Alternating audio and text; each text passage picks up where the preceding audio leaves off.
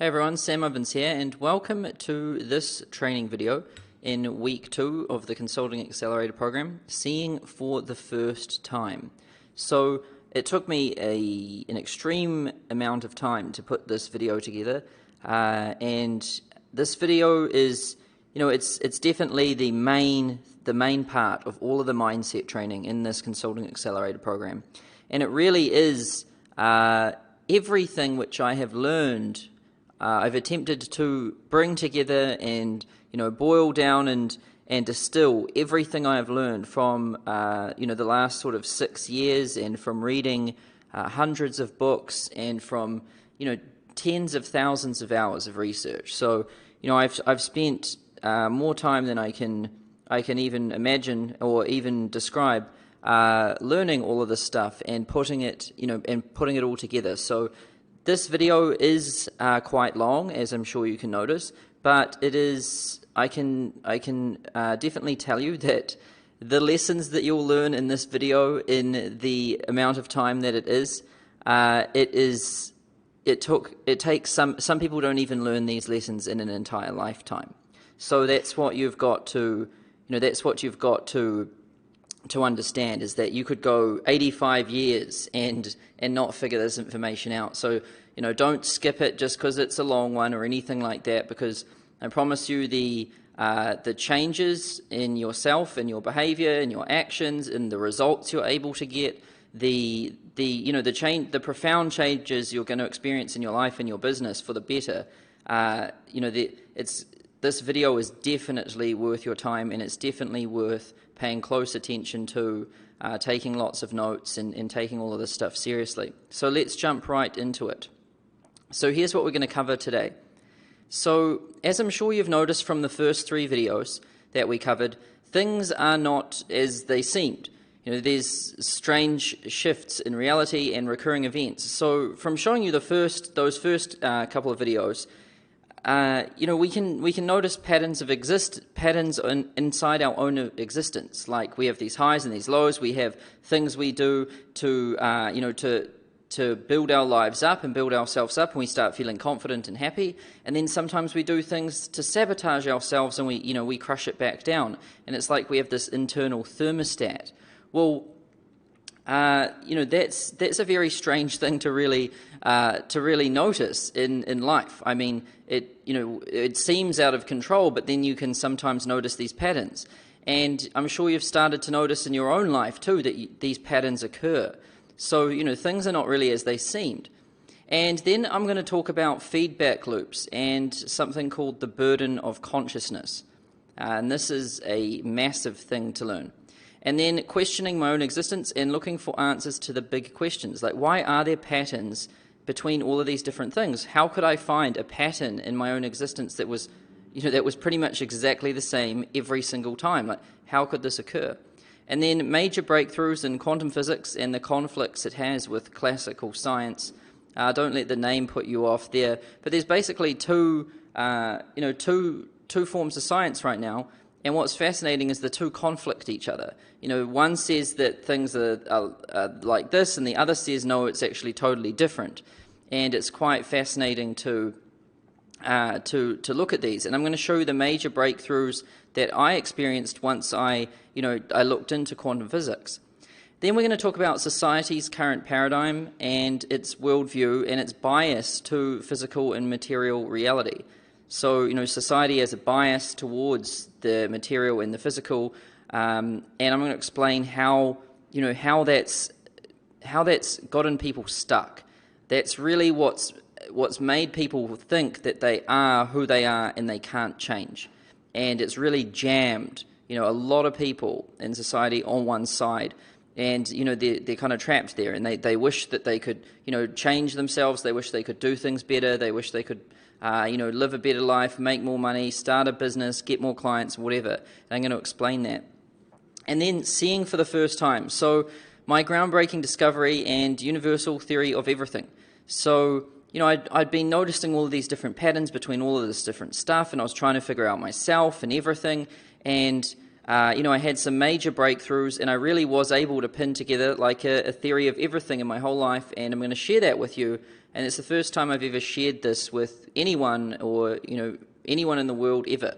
So this is definitely something which is a first, and I'm sure it's going to have profound changes for everyone when they see this. And then I'm going to unveil the new paradigm and its revolutionary new way of thinking and perceiving reality. So in the first couple of videos which we went over in week 2, we're kind of getting some momentum built up, but I'm really just going to unveil the whole thing. I'm just going to pull the sheet off it, show you the whole new paradigm and its revolutionary new way of thinking and perceiving reality.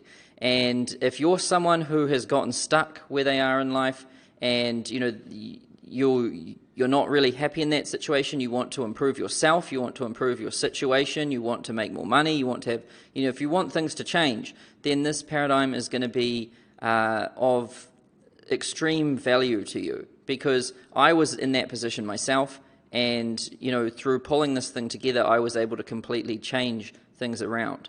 So I'm sure that you're able to do the same, because hundreds of other people have been able to use this to do the same for them as well. Because you would have seen all of my success stories, and I've helped a lot of people with this sort of stuff.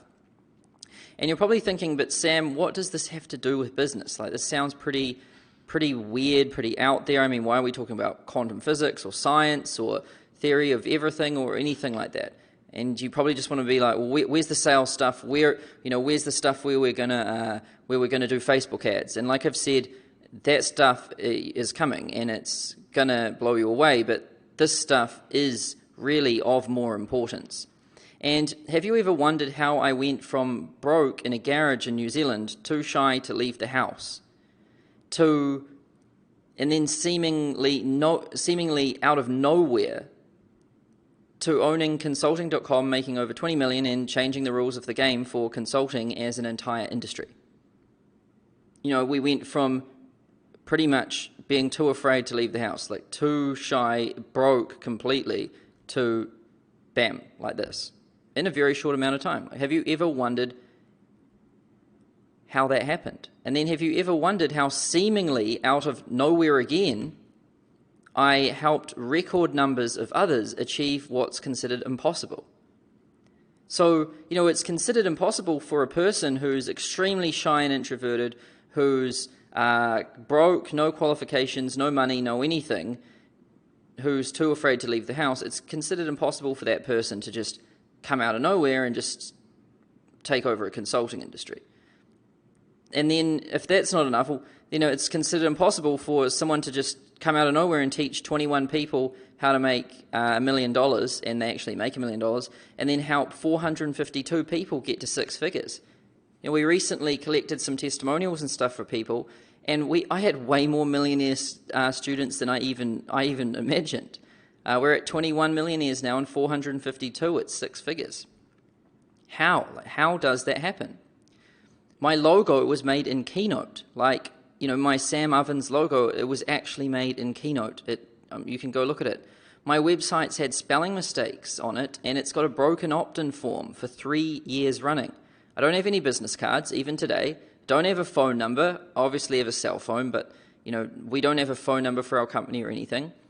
My last blog post was 2.5 years ago. And I don't have a Snapchat. I don't have an Instagram.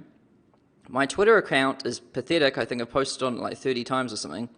And I post on Facebook once every month, and that's pushing it. That's like a busy social media schedule for me. And I've written 0 books, spoken on 0 stages, and been on Oprah 0 times, and I don't have a college degree, and I don't have any certificates of any kind. I am the most unqualified and unprofessional person that really could exist. I haven't followed any of the rules. And how did I do it? Well, I transcended myself.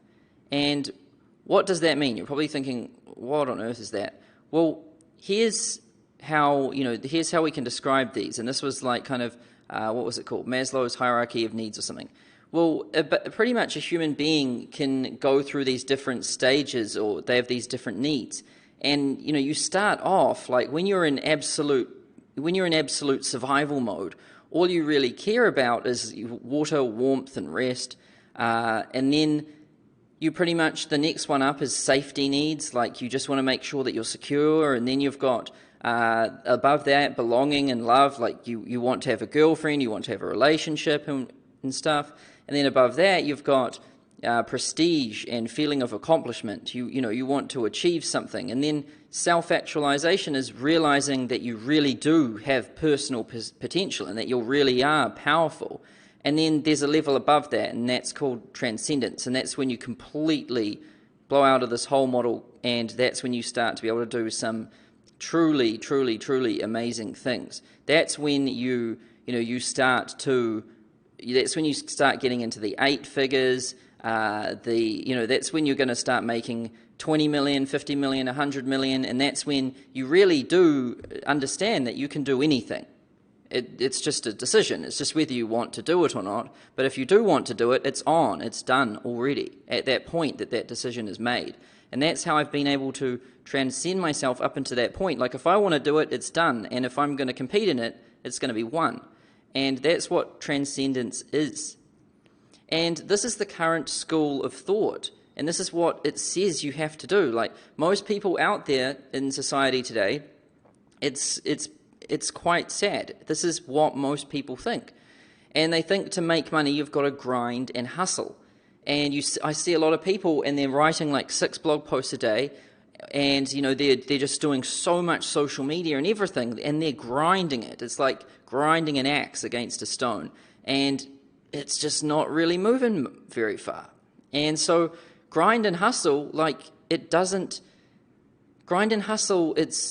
don't get me wrong, it's a great skill to have, but it's not enough on its own. Like I witnessed my dad, who was a builder, and he pretty much broke his back every day building stuff and lifting around heavy objects. And then when I went to go work for him, he told me, he was like, son, you don't want to be a builder.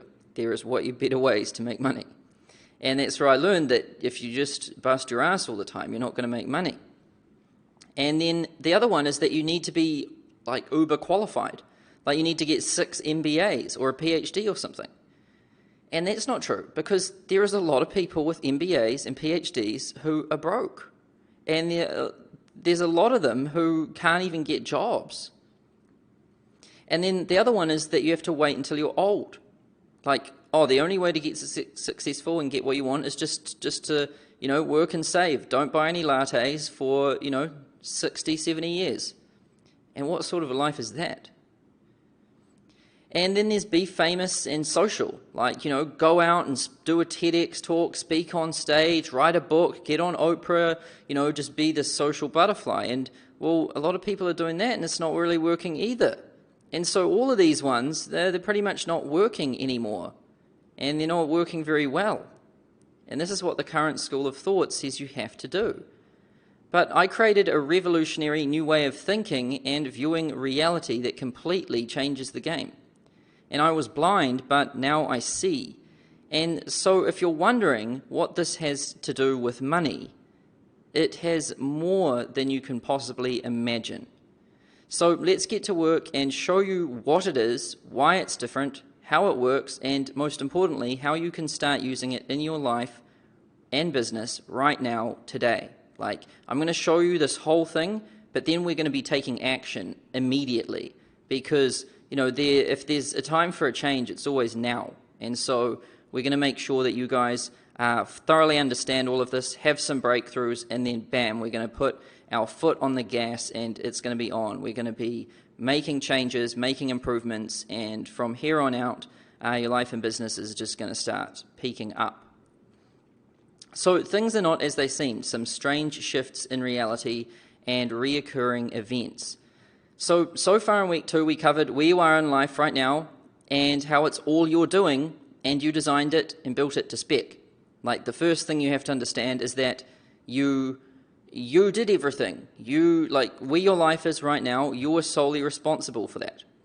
And then society's current paradigm and its understanding of the static self. And it really comes from the question, who am I? If you answer the question, who am I, that is, once that sense of self gets really strong and defined, then it's like you can't change, you can't move. Like, that's just who you are, and you should just be yourself, stick to your roots and all of that. And then I introduced the alchemy paradigm and its new understanding of the becoming self. And the question changed. It was, instead of who am I, it's who am I becoming? And then facing your dark side and denial of cause and effect, and how that is the root of all problems.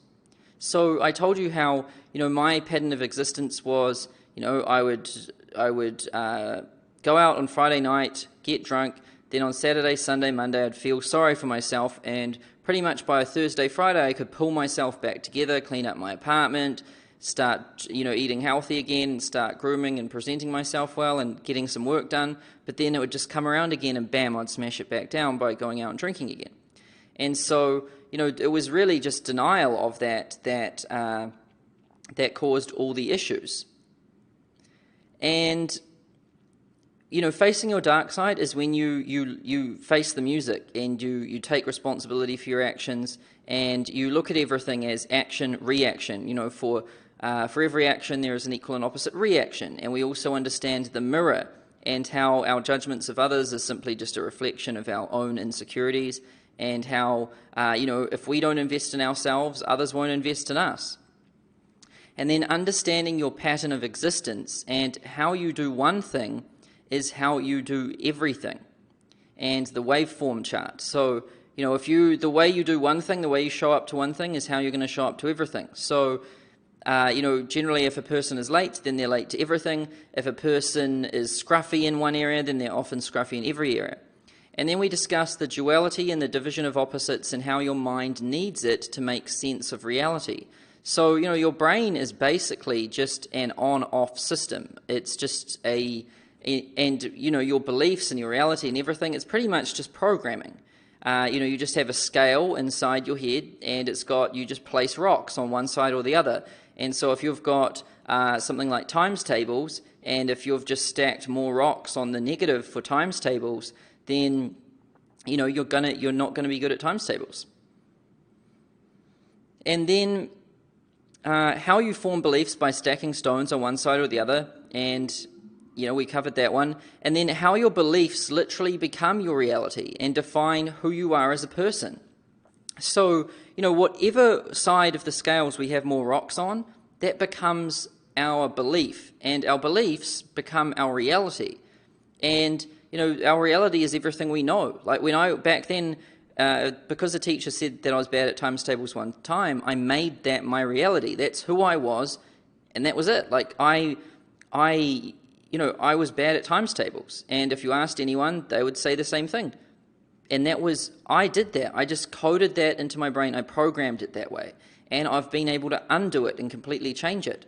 And then we talked about the Myers-Briggs test and your binary poles. So at this point, you should have done the Myers-Briggs, gotten your 4-letter code, written it down, and then you should look at your binary poles, like the things which you're not good at, and the things which you need to work on or understand. That the way you've programmed yourself, these are your weak spots, and how quite often the best way to change is to start doing some of the opposites, because it starts breaking you out of that self which you've really defined for yourself, and it allows you to start making some changes in your life and your business. So like if you've always had a messy office, clean it up. If you've always been an extrovert, do something quiet and reflective, because often extroverts that always want to be out and social, they never get any time to quietly reflect and think about what the essence of their work is. And then a lot of people who are introverted and really understand their work, they need to be more extroverted so that they can go out and communicate with other people what this masterpiece really is that they've got. And so the question really is, if we got that much wrong, like if we thought that we were this one person, like who am I? If we just defined this sense of self and we made it extremely strong, and if we thought that's all there was, and that's just what reality was, well, imagine how much else we have got wrong. Like if we got that much wrong and we're totally unaware of it, what else do we have wrong? And what else are we unaware of? That's the real question. And seriously, it's more than you can possibly imagine. We have so much wrong about our psychology, our brain, our self, our everything, that it's just truly mind-blowing. And in this video, I'm going to reveal it all. So now that we've got the basics covered, let's dig into the massive breakthroughs in this new alchemy paradigm and worldview. So let's start off with feedback loops and the burden of consciousness.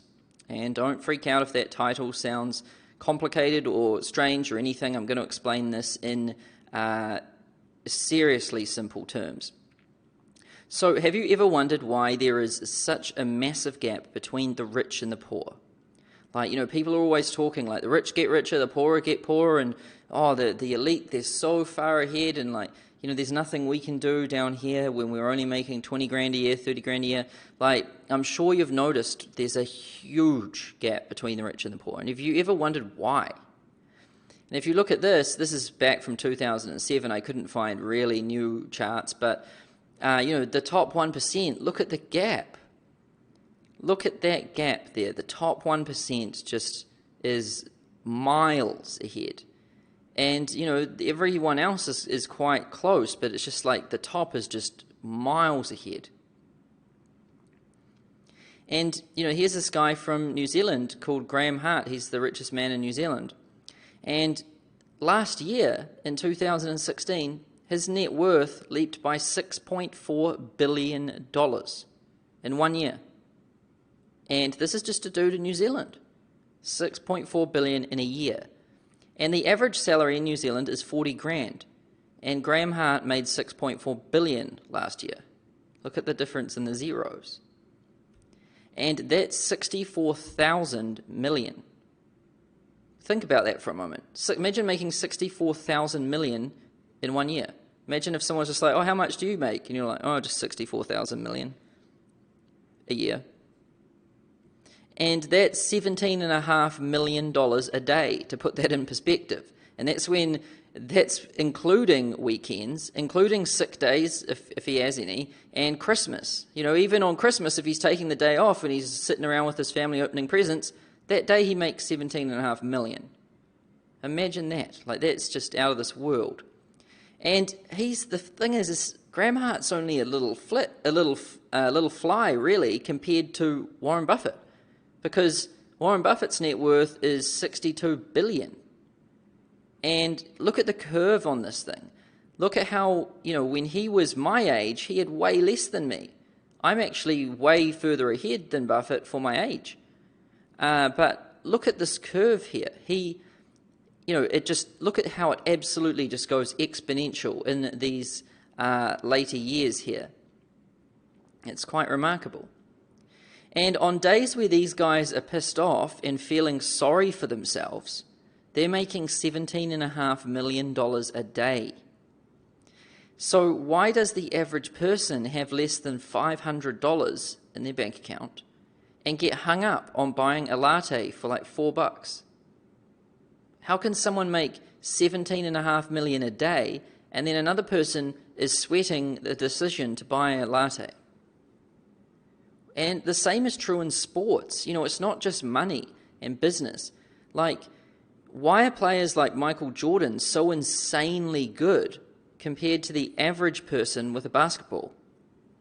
Like, if I just throw you a basketball, like, how good are you? You're probably not that good, unless you're a basketball player, sorry. And then, imagine someone who's the best player in the college school, in the high school team or something, or at college. Imagine putting them next to Michael Jordan when he was at his peak. Like, there is such an insane difference. The amount of difference is pretty much the same as it is in business. Like, the difference between people who can't buy a latte and people who make $17.5 million a day. And it's like these people aren't human and exist in a world of their own. And most people label them freaks or special. A lot of people, they always think, he's just a special, or he's special, he was born that way, or these people are like freaks of nature or something. Like, people just label them as these things and think that there's no way anyone else can do that. And the reason why is most people haven't been taught about how distribution works and what feedback loops are. And feedback loops are one of the most devastating things that exist in the entire universe. And truly understanding these things and truly building them into your daily practice and everything in your daily life, it's going to have devastating outcomes in terms of your success. Like, you're just going to skyrocket up. But if you get these things wrong, then you skyrocket down. And a lot of people get them wrong. So most people believe distribution looks like this. And distribution is just, how a group of people, if they, for their income, like if you've got a group of people, how it's sort of distributed. And people think that the graph is linear and it's just a straight line. And so we've got lower class, middle class, and rich people. And this is what most people think. Oh, lower class. I'm just lower class. I make, I don't know how much lower class people make, 20, 30 grand a year or something. And, that's just what I do. I'm a lower class person. And then the middle class, makes 100 grand a year or something. And then the rich people, they might make $1 million a year or something like that. And that is that's how it is distributed. That's how most people think. And the reason why most people think this is because we have grading systems that are limited. In school we have like pass and fail. It's just like two sides. So if you fail, you're only one away from a pass. Or A, B, C, and D. If you get a B, you only think that you're just one step away from the person who gets the A. And if you get a C, you're only 2 steps away from the person that gets an A. So you don't really think it's that big.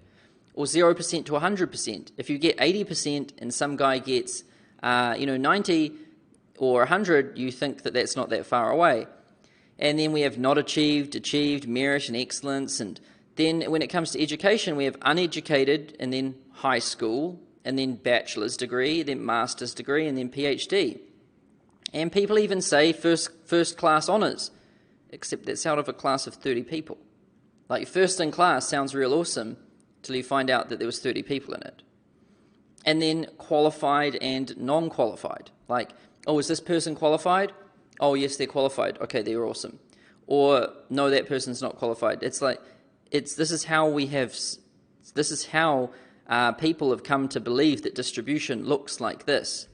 Where in reality, it really, according to the grading system, a PhD is the highest qualified person that exists. If you wanted to go out and get as qualified as you possibly could, you'd get a PhD. And if you got a PhD at Harvard or something, then you should be extremely qualified. But the average PhD salary is 100 grand a year. And Graham Hart makes $17.5 million a day. And he's some dude you didn't know about in New Zealand. So how does that happen? How can the most qualified person in the world, on average, make absolutely nothing in comparison?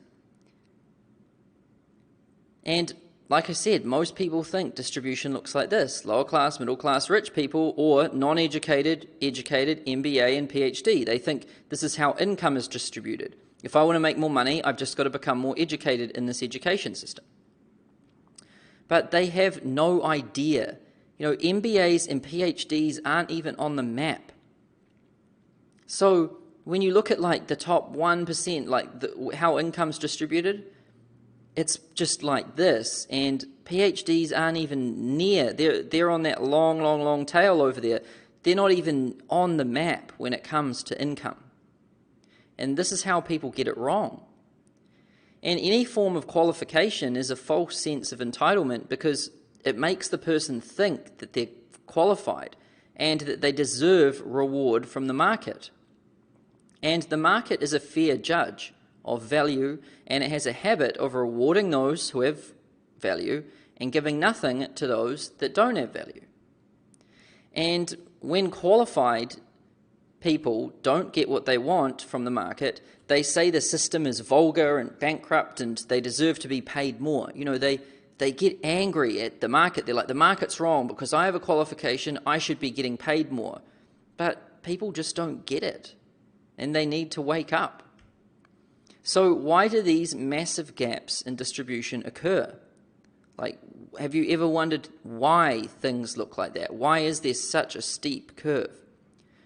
Well, most people, they're like, tax the rich, we deserve more, and this system is corrupt, and I'm qualified. Most people at the bottom end of the scale, they get angry at the people at the top and they complain about the system. But the people at the top, no amount of anything that anyone throws at them, it just doesn't really change anything. And they're like, oh boy, when will these people wake up? And exponential distribution is impossible to stop. And it's quite literally a law of nature and the universe. And so you've got most people and then the top 1%, and then you've got income. And what we can do is if we look at where, if we look at this, we can apply this rule called the 80-20 rule. And pretty much the 80% of this curve here, it only has 20% of the income. And 20% of this curve has 80% of the income. So the massive part only has the tiny bit, and the small part has the massive bit. Like, this is what we call the 80-20 rule. And whenever 80-20 is present, and it's present everywhere, it means that there's exponential distribution. And this exponential distribution of anything can be called the 80-20 principle. But most people don't even know what the 80-20 principle is. Or they do know what it is, but they don't know that it's related to exponential distribution. Or they might know what it is, but they just have no idea about why it exists. Like, why does 80-20, why does it come into existence? Like, why does it happen? It's a really important question that it's probably one of the most important questions in the world. Like, why does 80-20 happen? And most people have no idea how it comes to be that way. And let's take a look in nature. Like, we've looked at income and we've looked at Michael Jordan, but now let's take a look in nature. Let's look around and see how distribution works there.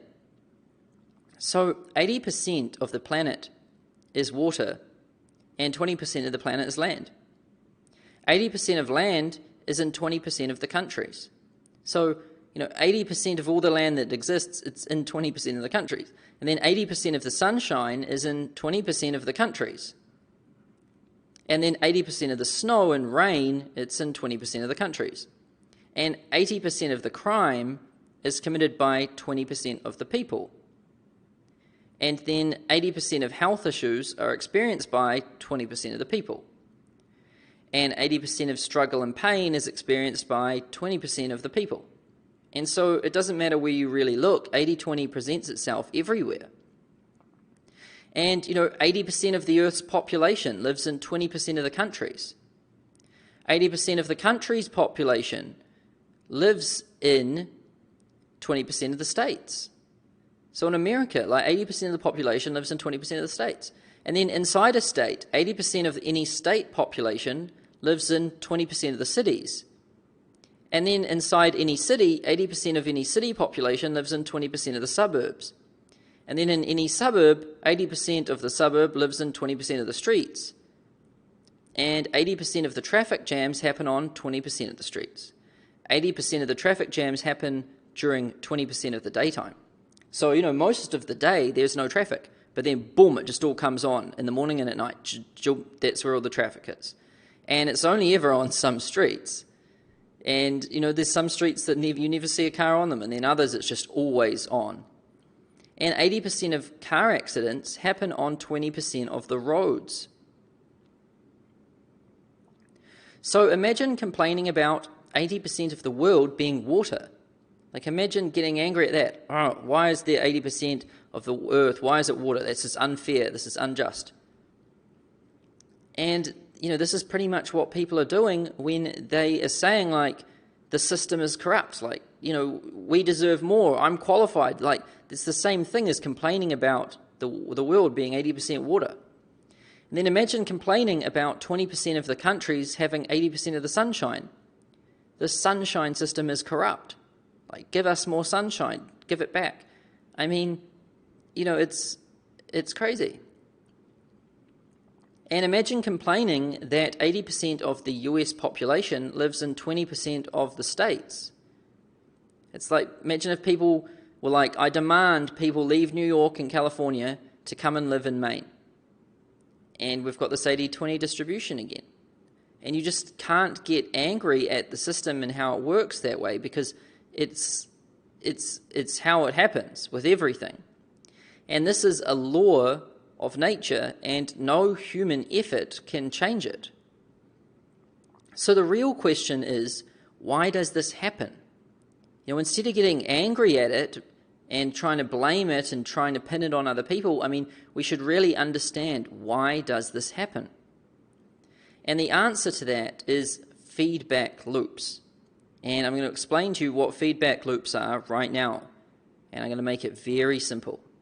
So what are feedback loops? Well, remember how we discussed cause and effect in week 1 and throughout week 2. We've discussed cause and effect, and how a cause is taking an action, and then an effect is the reaction that we get from that. So if I go into the sunshine and I stay there for far too long without any sunscreen on, the effect, that's a cause, and the effect is going to be that I get really sunburned, right? Cause and effect. Well, a feedback loop is when the effect from a cause feeds back in and creates another cause, and it keeps feeding back on itself, and it just loops like this. It goes round and around and around and around, and it starts going exponentially up or exponentially down based on whether the feedback is positive or negative. And so feedback loops occur when the effect from a particular cause loops around and feeds back in as another stronger or weaker cause. And when this happens, the cause and effect relationship becomes self-fulfilling and amplifies or weakens exponentially. And so we've got a number of people running, and then the overall level of panic.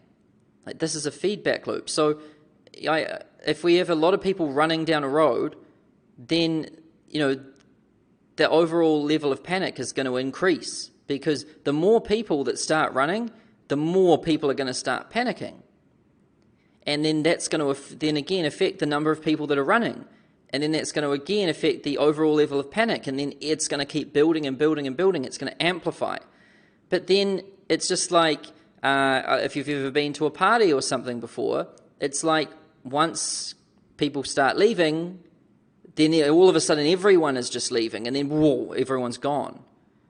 And it's the same again. Like, this can happen positive or negative. So if lots of people are joining the party, then it's going to start get positive, and more people are joining. But as soon as people start leaving, it's going to start spiraling down. So these things can spiral up or spiral down, depending on whether the feedback is positive or negative. And the temperature of the air. So if the temperature of the air is hot, then people are going to use air conditioning. But when we use air conditioning, it releases CO2 gases, which cause the atmosphere to get hotter, which means that using air conditioning makes the earth hotter again. And then so we have to use more air conditioning. Then that's going to put out more CO2 gases, and it just keeps spiraling around and around and around and around. And that's how it starts getting more positive, more positive, more positive. It just spirals up. And then people living in a city and people moving to that city. So if there's the more people that are living in a city, that means the more people are going to move to that city. And then the more people that are moving to that city, that means the more people are going to live in that city, and it just feeds around. And that's why we see cities like New York, where it's just everyone is just here. But then there's other cities like Wyoming and stuff that there's hardly anyone there. It's because once a lot of people start doing it, way more people start doing it. And it has a feedback loop effect like this. And money earned in a bank, or money in a bank account, and interest earned on money in the bank. So once you start building up a whole bunch of money, you start to earn a lot of interest on that money. And then that affects that you have more amount of money in your bank account. And then that feeds back on to interest earned on that money, and it keeps spiraling up and up and up. And it starts going exponential, like Warren Buffett's net worth and stuff like that. And then the increase in the price of a stock and more of an increase in the price of a stock. So the biggest contributor to the price of a stock is the price of a stock. So if a stock price goes up, then it's likely to go more up. But if a stock price goes down, it's likely to go more down. And, this is why we can have feedback loops. This is why stocks can just start spiking up like crazy, and also why they can just drop down real crazy. And then the number of people clapping in a crowd and the new number of people clapping. So I'm sure you've been to a show before or something, and, one person starts clapping. It's like a slow clap, and he's just on his own for a little bit. And then, boom, everyone starts clapping, and then someone stands up, and then, everyone's standing up. Well, this is a feedback loop occurring. And this may seem too simple and insignificant to you. And don't be fooled about the devastating power that feedback loops possess. Like, this is a simple concept. That is absolutely correct. But you need to understand how powerful these things are. And just to show you, let's observe a feedback loop in nature right now. So I'm going to show you a video of a feedback loop in nature so you can see it happening. So I'm going to just play this video and you can just watch it happen.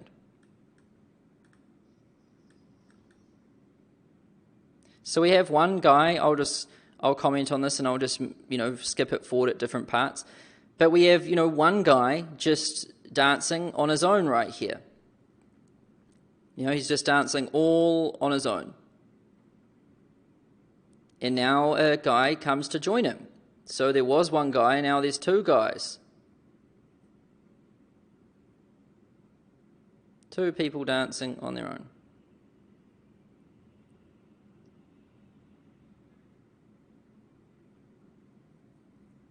And they just keep going on their own here.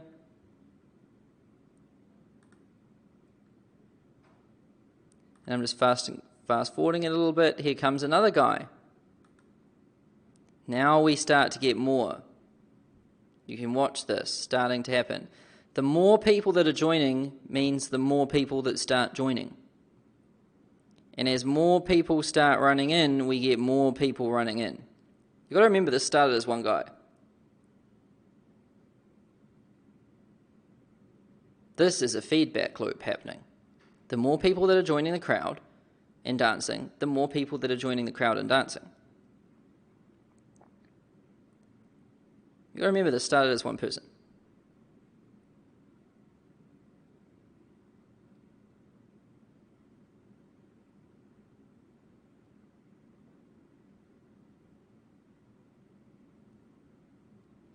And we have more people just running in, and I'll fast forward it some more. And you can see pretty much this entire place ends up a massive, festival or a massive dance party. And this is actually how all crowds form. Like, this is how everything pretty much forms. It starts off with one sort of person, and then another guy comes along, and it starts off quite slow, but then as more people start joining, more people start joining. And that is a feedback loop in nature. And so that shows you, how these things, this isn't just a concept which I've explained to you. I mean, we can go out and observe these things everywhere. And if you've ever wondered why that happens, or why one guy starts clapping in the crowd, and then eventually, everyone's clapping and standing up and cheering and all sorts, well, it's feedback loops. And it's the number of people dancing and then the new people starting to dance. So as we have more people, the more people that are dancing, then more new people are going to start joining to dance. Like, this is what happens. It's just a feedback loop. It just keeps going around and around and around. And then if we look at this on a chart, if we have time at the bottom and then number of people dancing up here on the side, then we can see that the distribution would start to curve like this. It started off as one guy for quite a long time, and then it was two guys for quite a long time, and then three for quite a long time, and then whoa, it just started going like that. And this is 80-20 rule. This is it happening in nature. You saw it right in front of your eyes. So what we see is that for 80% of the time, there was like 20% of the people dancing. But then for 20% of the time, there was 80% of the people dancing. And that's the 80-20 rule in nature. And what's fascinating is it didn't stop there either. This video is on YouTube. You can watch it. You can see what it's called there. But after it got uploaded to the internet, millions of people started joining the dance. Millions of people started coming to watch it. You can see 14 million views and then 55,000 likes. Well, that shows you a feedback loop that exists there is a feedback loop that's going to exist on the internet as well. And this exponential distribution of 80-20 is caused by feedback loops, and it is a law of nature.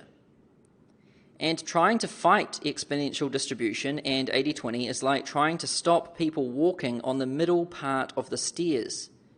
So I'm sure if you've looked in your house, if you've got carpet, 80% of the wear on that carpet, it's going to be on 20% of the carpet. And it's impossible to try and fight it. And if you try and fight it, you will end up totally worn out and make zero effect. You can't fight it. But what do feedback loops have to do with our mind? You're probably thinking, well, Sam, I get the concept now, I get what it is, and I've seen it happen, but what does this have to do with me? What does it have to do with my mind and making money and starting a business? Well, feedback loops and the burden of consciousness. This is the next thing which we're going to talk about. So let's do a quick exercise. All right? So pay attention, and we're going to do a quick exercise here. Don't do anything else right now. You just want to be focusing. So whatever you do, do not think about this, okay? I'm going to tell you something, and do not think about it. Just whatever you do, don't do it. And promise not to think about this. All right? So don't think about purple elephants. Okay, now what are you thinking about right now? And you're probably thinking about purple elephants, right? Well, this is the human mind. And what one thinks is what one thinks about. Whatever we think is what we end up thinking about. And then what we think about is what we think, and then what we think is what we think about, and this is a feedback loop. This is a spiral in our own mind. And I told you about feedback loops, cause and effect relationships that feed on each other. Well, we have these in our own mind. What you think is what you think about, and what you think about is what you think. And these spiral and spiral and spiral and spiral on top of each other. And we have mental feedback loops. And a mental feedback loop occurs when one thought causes an effect of more thought, which then creates more thought and sets off a vicious, self-fulfilling cycle. And we can have negative feedback loops. So negative mental feedback loops. So one tiny meaningless thought can set off a spiral and make somebody physically or mentally sick very quickly. So what you think is what you think about, and if you think about something bad like, oh my God, my throat's getting sore, then you'll be thinking, oh, my throat's getting sore, and it's going to spiral out of control until your throat is so sore that you're in a lot of trouble. And like with me at school, one teacher told me one time that I'm bad at times tables, and I kept playing that again and again in my mind. I kept replaying that situation. And then I thought, I'm really bad at times tables. And then I'm bad at times tables. I'm really bad at times tables. And this thing just spiraled and spiraled and spiraled. And one tiny meaningless thought can set off a spiral and form a belief, which then becomes an ultimate reality. And, you might think, I'm getting overheated. Like you might be in the back of a car and you think, I'm getting overheated. Then I'm getting really overheated. And then before you know it, it spiraled so far to the point that you're so uncomfortable and feeling sick because you're so overheated. And one tiny meaningless thought can set off a spiral and form a belief, which then becomes an ultimate reality. And we can also have positive mental feedback loops. So what you think is what you think about. And one tiny meaningless thought can set off a spiral and make somebody physically or mentally invincible very quickly. So you could think, I'm good at spelling. And then you're going to think, well, I'm really good at spelling. I'm good at spelling. I'm really good at spelling. And this can spiral on itself and become really strong. And then whatever that belief is, if you believe you're really good at spelling, then of course you're going to be really good at spelling. It will become your ultimate reality. And if you think, I'm going to ace this exam, I'm really going to ace this exam, that can spiral and feed on itself until you really are going to ace this exam. One tiny meaningless thought can set off a spiral and form a belief, which then becomes an ultimate reality. And these vicious cycles can be your best friend or your worst enemy. And they can build you up to become Michael Jordan and the best athlete or businessman in the world, or they can smash you down till you get deeply depressed and take your own life. They can do one or the other. Like, they can really make you into something great, or they can really ruin your life and run you into countless issues. And this is what I call the burden of consciousness. And a thought can become a vicious, widespread, and person-defining mind virus. So remember, I was talking about mind viruses in week 2. Well, a thought can become a mind virus. It depends how it starts circling on that feedback loop. And mankind has been in a big hurry to understand what's out there in space. Everyone's been looking out there like, I wonder what the answer to our own minds, and I wonder what the answer to existence and everything is. That it has forgotten what's here in its own mind. So do you think you're in control of your own thoughts? And tell me then, where do your thoughts come from? Can you tell me where your thoughts come from?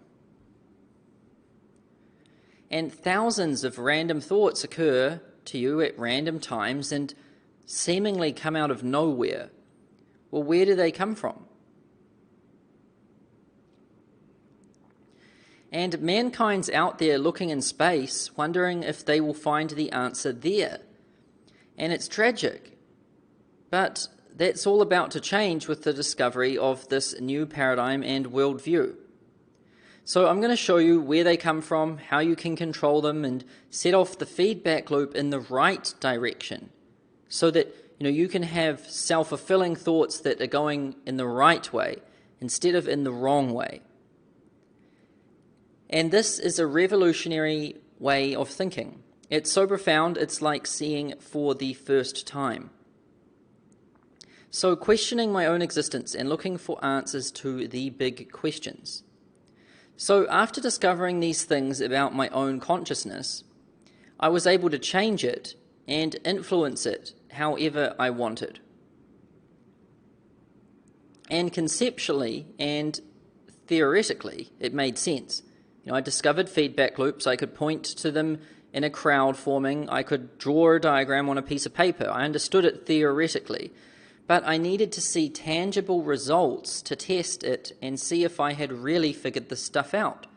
Because a concept and a theory without some sort of results is just, that's a concept and a theory. That's like philosophy or psychology without results. And, I never really trust anything unless I can see some sort of results.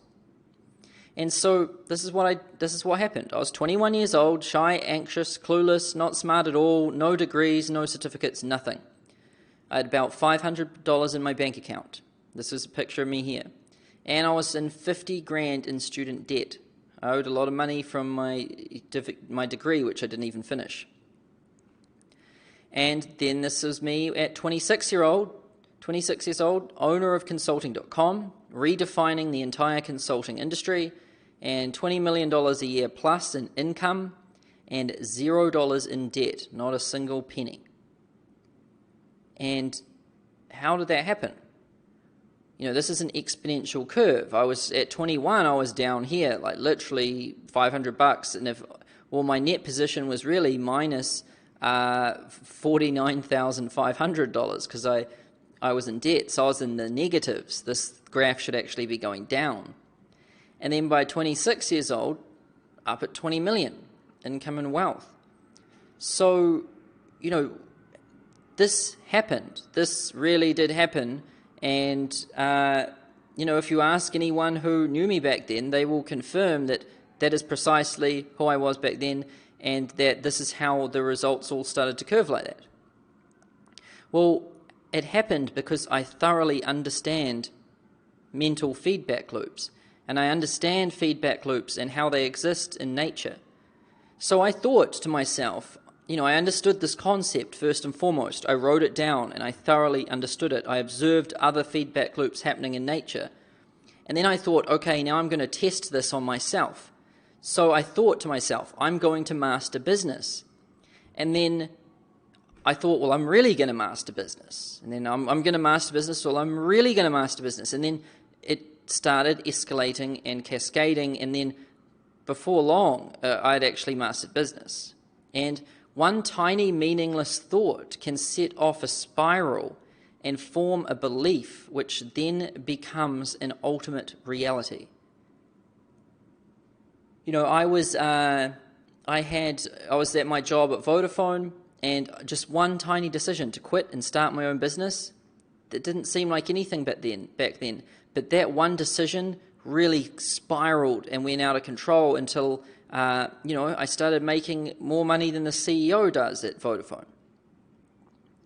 And one tiny meaningless thought can set off a spiral and form a belief which then becomes an ultimate reality. And I've underlined ultimate reality because that became my reality.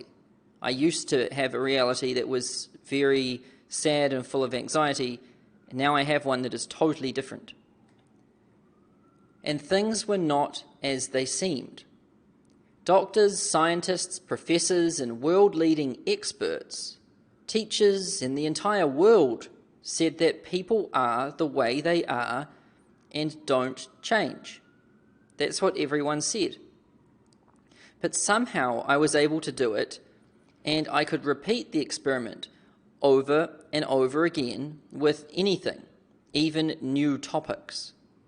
It wasn't just one topic, I could complete it with two, and it wasn't just 1 year, I could, use a feedback loop the next year, and I just kept doing it again and again and again. I had hundreds, if not thousands, of different situations where I proved it for myself. And if that's not evidence enough, I did it with hundreds of other people too. I created 21 millionaires, more than 451 people now making more than six figures.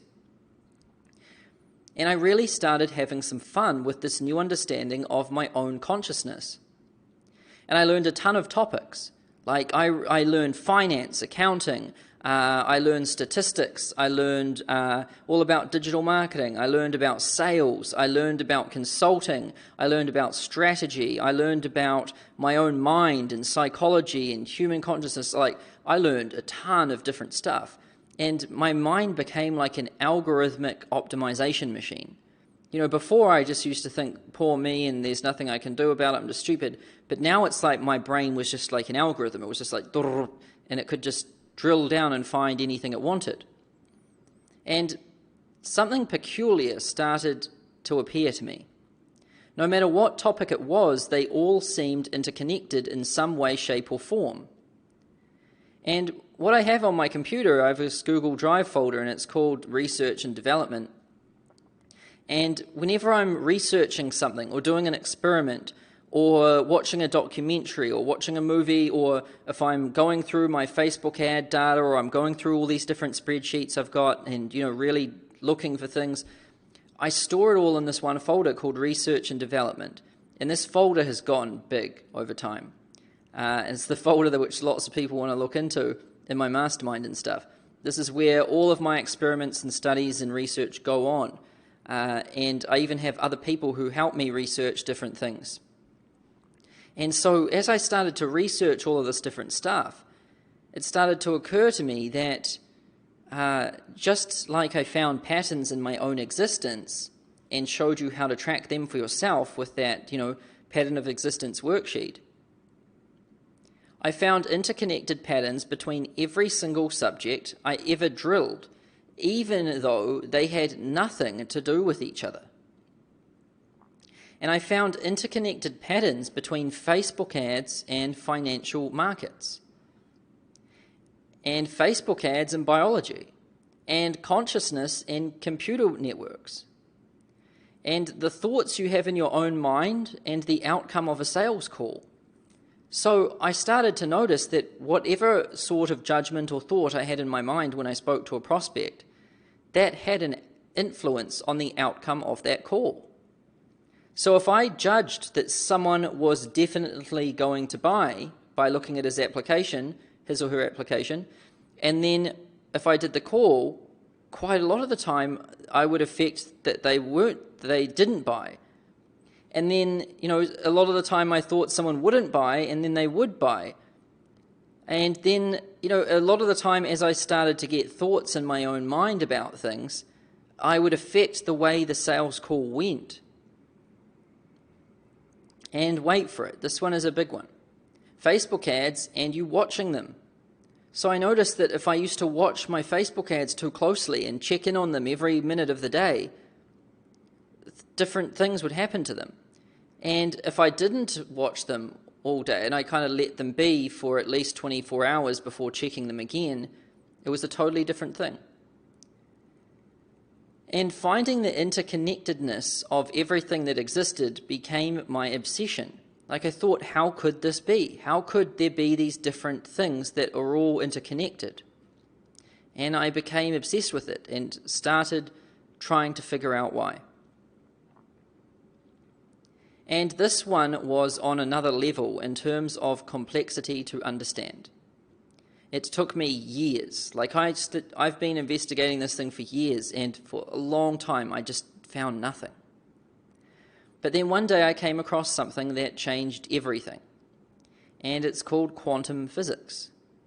And don't worry if that sounds crazy, I'm going to make it very simple for you. So don't let the name confuse you, this is going to be dead simple. So there's two types of science right now in the world, and they're called quantum physics and classical physics. And let's start with the main one everybody is aware of, and it's classical physics. This is the one that is the main science right now. Most people are well aware of this. And classical physics says that things are things, so that if we saw a tree, we'd be like, that is a tree. And we go up to it, we can knock on it, it's a solid tree, that's a tree. And a desk is a desk. You knock on your desk right now, it's made out of wood or glass or whatever, that's a solid desk. And that a person is a person, they're made of blood, flesh and bone and all of that stuff. And they're a person, that's it. And classical physics says that classical physics is the study and understanding of the material world. And that's things we can see, touch. And physical things we can touch and see, like a tree, desk, or person. And you can see your own hand right now, correct? You can look at your hand. Look at it and touch it with your other hand. It's physical, you can touch it, you can feel it. And classical physics says that things are things, and that an object is separated and isolated from another object. So we've got, a person over here, and then we've got a tree over here. And these two things are separate. There's say 30 feet of distance in between the two of them. And then we have a person here, isolated, and then we have a tree here, totally isolated. These two things are totally separate and isolated. They have nothing to do with each other. Classical physics says that a man says that that's a man and that's a tree, and the two are separate from each other. And classical physics says that we, human beings, are totally separate and isolated from objects we perceive, whether that's a rock, a desk, a mountain, or a tree. And classical physics says that the Earth is spinning around really fast while circling the sun and holding together all by gravity. Like, that is what's going on. It's a miracle, really. It's all this hard matter just spinning around and all staying together. And that's pretty simple, right? Now, here's a quick exercise. Look around your room or your desk right now and identify an object. It can be anything at all. So I'll look on my desk and I just can see a water bottle. I found a water bottle.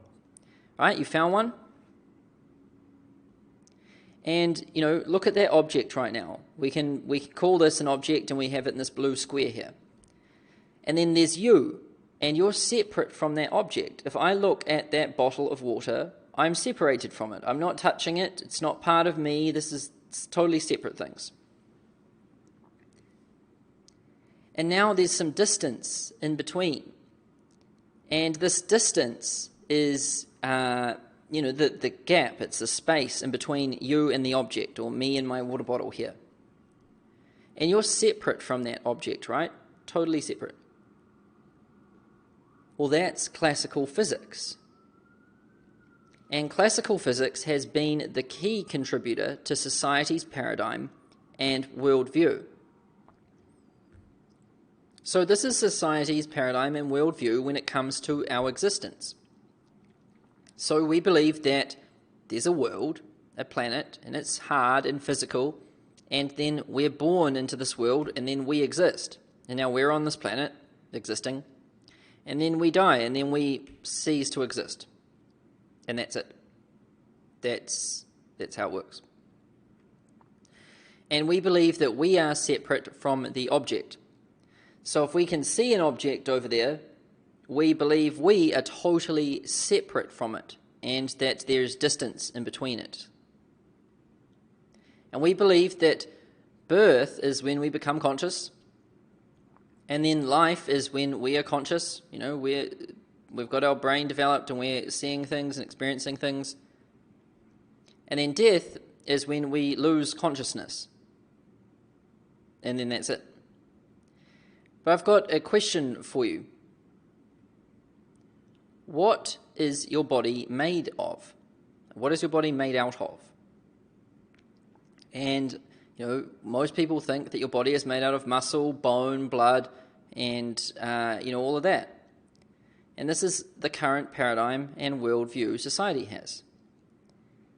And this is it, just summarized with a few bullet points. So, current paradigm and worldview society has. Things are things, and what we can touch and see are real material objects. And we, as a human observer, are separated and isolated from material objects. And we, as a human observer, are separate and isolated from events that we are not participating in. So if there's an event happening on the news or something, we're totally separate from it. And we as humans are physical bodies of flesh, blood, and bone, held to a globe, spinning really fast by gravity, and held together all by gravity. And the physical body and brain comes first when the baby is created, and then consciousness comes when at that moment you're born, and then when you die, consciousness leaves. And we are separate and isolated from the physical world and the events that occur within it. This is current worldview. And that's what everybody thinks, right? I mean, it's pretty simple. But then how do you explain the interconnectedness of different things? Like, how could different things be interconnected if we were separate from everything else? Like, how could there be patterns of existence present in the, present in your income, your behavior, your bank balance, and all of that stuff, if we were all totally separate? And what I started to notice is that one subject would have a lot to do with another subject. Like, how one subject worked would be how another subject worked. And my thoughts in one thing, or my thoughts on a sales call, would affect the outcome of the sales call. And my observation would affect my Facebook ads performance. You know, if I was looking at my Facebook ads all the time and worried about them, I'd affect the performance of them. And then my results and my clients' results. You know, if I started to get really good results, then my clients would start to get really good results. And these two were interrelated. If I wasn't getting good results, then my clients weren't getting good results. And how could the 80-20 curve occur everywhere in the world and follow the same pattern if everything was not connected in any way, shape, or form? And society's current paradigm and worldview says these things are separate, and anything seeming interconnected is merely a coincidence. But I noticed I wasn't alone with this issue. Banks were always experiencing strange occurrences between loans in one packet and loans in another totally separate packet. And what I mean by this is, you know, if there was one mortgage that a bank had, and then they had a totally separate mortgage and they were in different packets. So a loan packet is when they combine, like, I don't know, say $2 billion worth of loans and they put it in one. Then they have another packet and they put $2 billion worth of loans in that other one. And because they're in two different packets, they're supposed to be totally separate. But banks started to notice that there were strange occurrences. Like if one started to default, if a group of them started to default in one packet, then they would start to default in another packet, and they were all interrelated. And somehow things were not as they seemed. But who was I to question the entire world? I mean, teachers, doctors, everyone, like all the scientists, they all said, no, this is it. Like, who was I to question the entire world? And I'd studied and experimented for years, and I still couldn't find the answer. I still couldn't find out why these different things were interrelated. And I just let it be and returned to business as usual and just forgot about it. But then one day, I came across something that just changed everything for me. And it was quantum physics. And classical physics says that, you know, a tree is a tree, a desk is a desk, and a person is a person, right? But in quantum physics, we see that these things aren't really a tree or a desk or a person. We see that they're really just particles spinning around like at really fast speed, and there's mostly really nothing. Like inside, like if we were to look at like a tree or a desk under a microscope, really zoomed in, it's mostly nothing. It's just a whole bunch of particles shooting around. And so, you know, we see with classical physics that things are things, but in quantum physics we see that they're really just particles. And classical physics is what we see with our eyes and touch with our hands. And quantum physics is what we see when we zoom right in with a microscope. Now, here's the big conflict. Our eyes see this as a solid. You know, our eyes see desks as solid things, and we touch it as solid. And we can go away, come back, and it's still here. But with particles, like in quantum physics, it's not solid and mostly nothing at all. And it's just thousands of particles spinning around. And some particles ping away, and new particles join. And classical physics says matter is solid and physical, and quantum physics says matter is not matter at all, but particles spinning around mostly nothing. And I was like, whoa, how can this be? Well, it gets even crazier. And there's this experiment in quantum physics called the double slit experiment. And it drives people nuts, because a lot of people can't figure it out. And what happens is if we fire some particles through like a sheet of paper or through a wall and there's two slits in it, then behind, if we had a screen, then those two particles should just fire and hit those different, down through those different slits, right? You'd think that. That's what it should look like. But what we see is that they produce an interference pattern, and it actually can't be explained by classical logic, because we should see these two lines, but we actually see something completely different. And what I want you to do right now is just imagine that there was this tank in a room. Like you've got just this big tank sitting inside a room. And if you come into that room and you observe some particles in it, so you've got a special microscope or whatever, and you see 5 particles. We can see these 5 red ones. And you observe 5 particles in fixed positions. Now, the guy leaves the room, goes home, and goes to sleep. And then the next day he comes back to the tank to view the particles again. Except this time, there's 7 of them. Like 2 more have come in, and the 2 blue ones have been added, and they're totally in different positions. And he observes the particles in completely different locations, and two new particles come out of nowhere.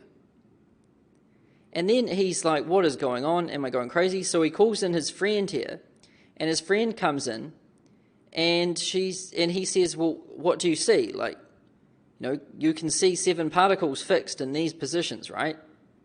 And she's like, yes, I can.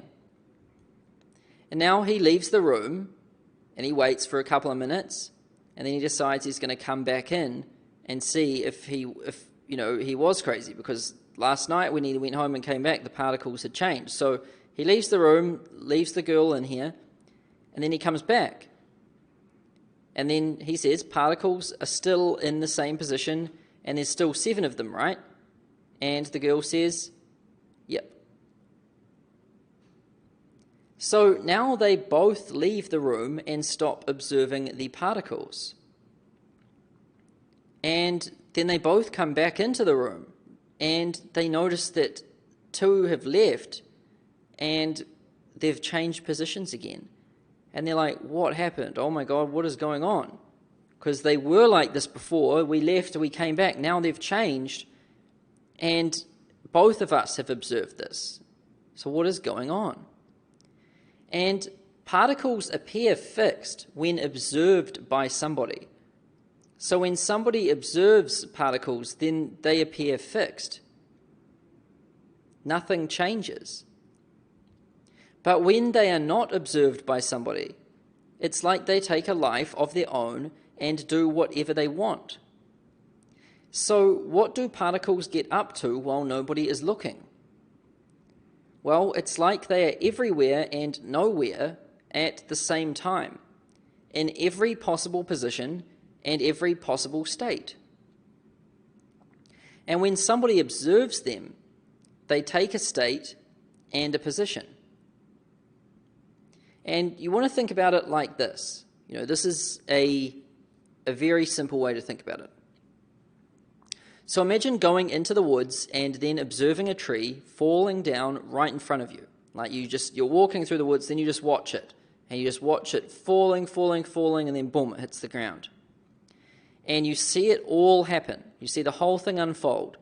And it makes a thud sound when it hits the ground. And you can feel it shake and vibrate with your legs. Now, imagine we could wind back time. Except this time you don't go into the woods. You wait at the forest edge and hang out there for the day. And you don't go into the forest. And does that tree still fall over? We wound back time. Does that tree still fall over? But you're not in the woods this time. You're out of the woods. Does it still make a sound? Like when it falls over and hits the ground, does it still make a sound, or does it still fall over at all? And society's current paradigm and worldview says yes, it most certainly does. That tree fat will absolutely fall over, you bet it, and when it hits the ground, it's going to make a sound. But quantum physics says that particles are essentially everywhere and nowhere until somebody observes them. And only at the point of observation do particles take a specific state and position. And this means that which means that we actually don't know whether the tree falls down or not unless we are there to observe it. So unless we're there to observe it, we don't know. And so if we wound back time and didn't go into the forest this time, well, we can't say if that tree fell over or not. And we can't say if it made a sound or not, because we don't know. We have to observe it. And obviously there's no way to observe that tree unless you go into the woods and observe it. So, we really don't know. And only at the point of observation do particles take a state and a specific position. So what does this all mean? You're probably thinking, whoa, this is pretty strange and different and out there. What does this all mean? And what does this have to do with you and me in business? Well, do you remember my obsession about discovering the interconnectedness of things? So one subject and another subject, my thoughts and the outcome of a call, and my observation and my Facebook ad performance, and my results and the results of my clients. Well, at a microscopic level, these are all particles. So one subject is just a bunch of particles, and another subject's a bunch of particles. My thoughts are particles, and my outcome of the call is particles. Like my results and my client's results, all of these things were different particles. And this changed the question of my entire investigation. I was wondering how Facebook ads were related to financial markets, and how my thoughts were related to the outcome of a sales call. My original question was, how are two things interrelated? But my new question was, how are two particles interrelated? And it turns out particles are extremely interrelated. And here's how two particles are interrelated. So as we see and experience with our eyes, so large masses of matter attract other masses of matter through gravity. So the reason why we're all stuck to this Earth is because of gravity. And gravity is caused because the mass of the Earth is so big. And as we see with particles under a microscope, large collections of particles attract other particles. So, if there's a large collection of particles, other particles are drawn in. And here's what I want to show you now.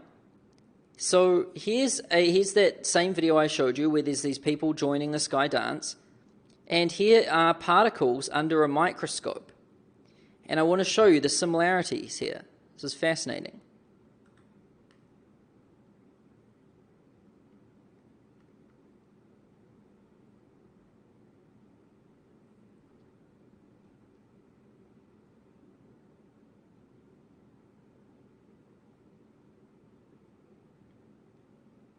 So you can see as more and more and more people are pulled in and joining the crowd, we see the same sort of thing happen under a microscope with particles.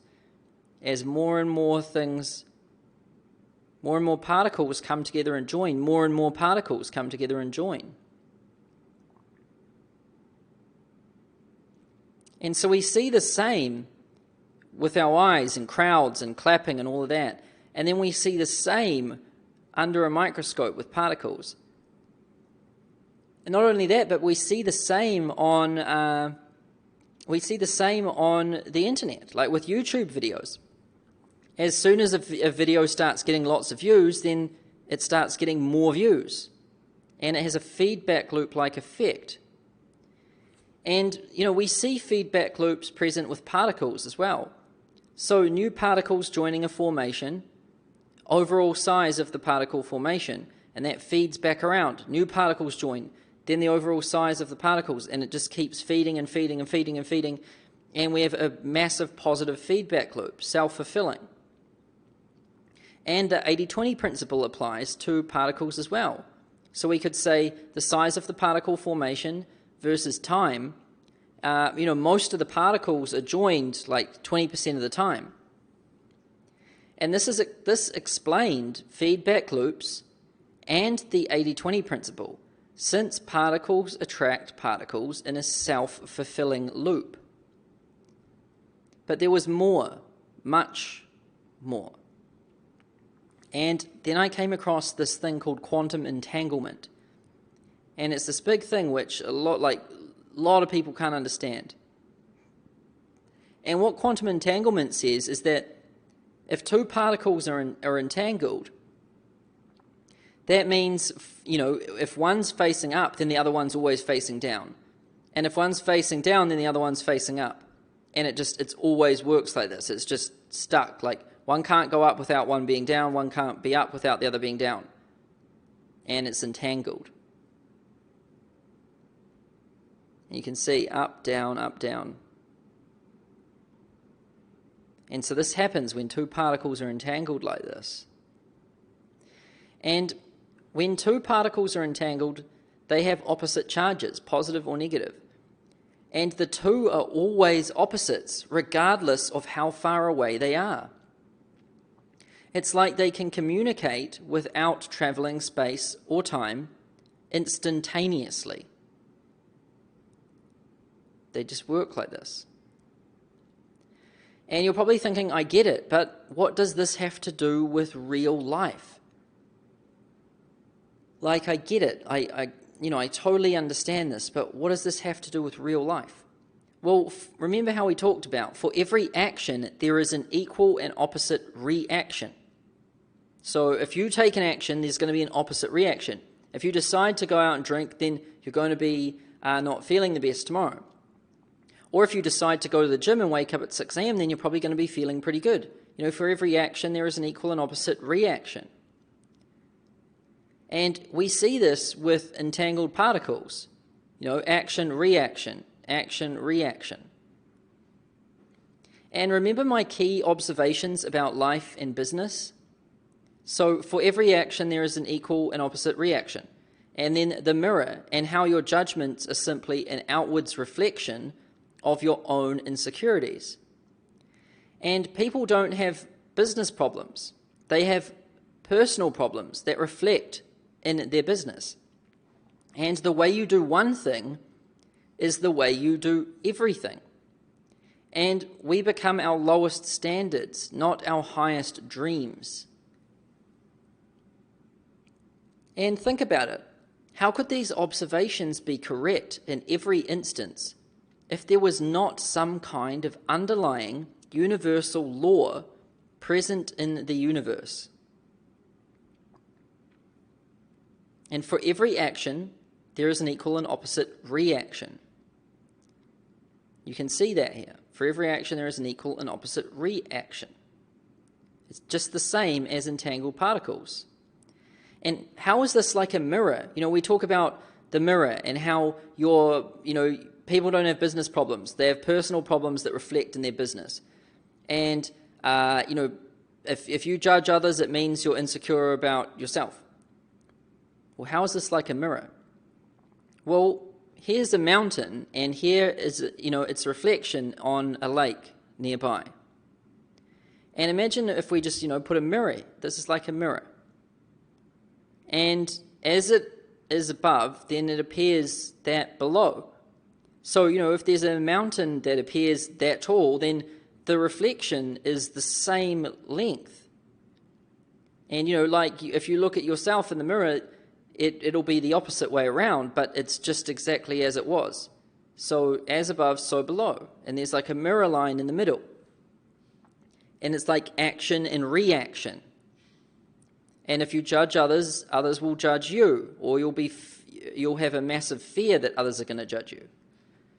And if you have a personal issue, then you're going to have a business issue. And, that people don't have life problems. People who don't have business problems, they have life problems that reflect in their business. And the way you do one thing is the way you do everything.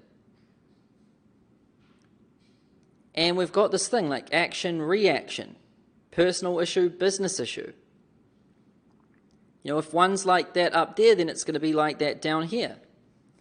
And I'd found it. And don't worry if you don't get it right now, I'm going to explain it. And now I'm going to discuss my universal theory of everything when it comes to life and business and your own mind. And there's this famous movie called 1984, and you might have seen it.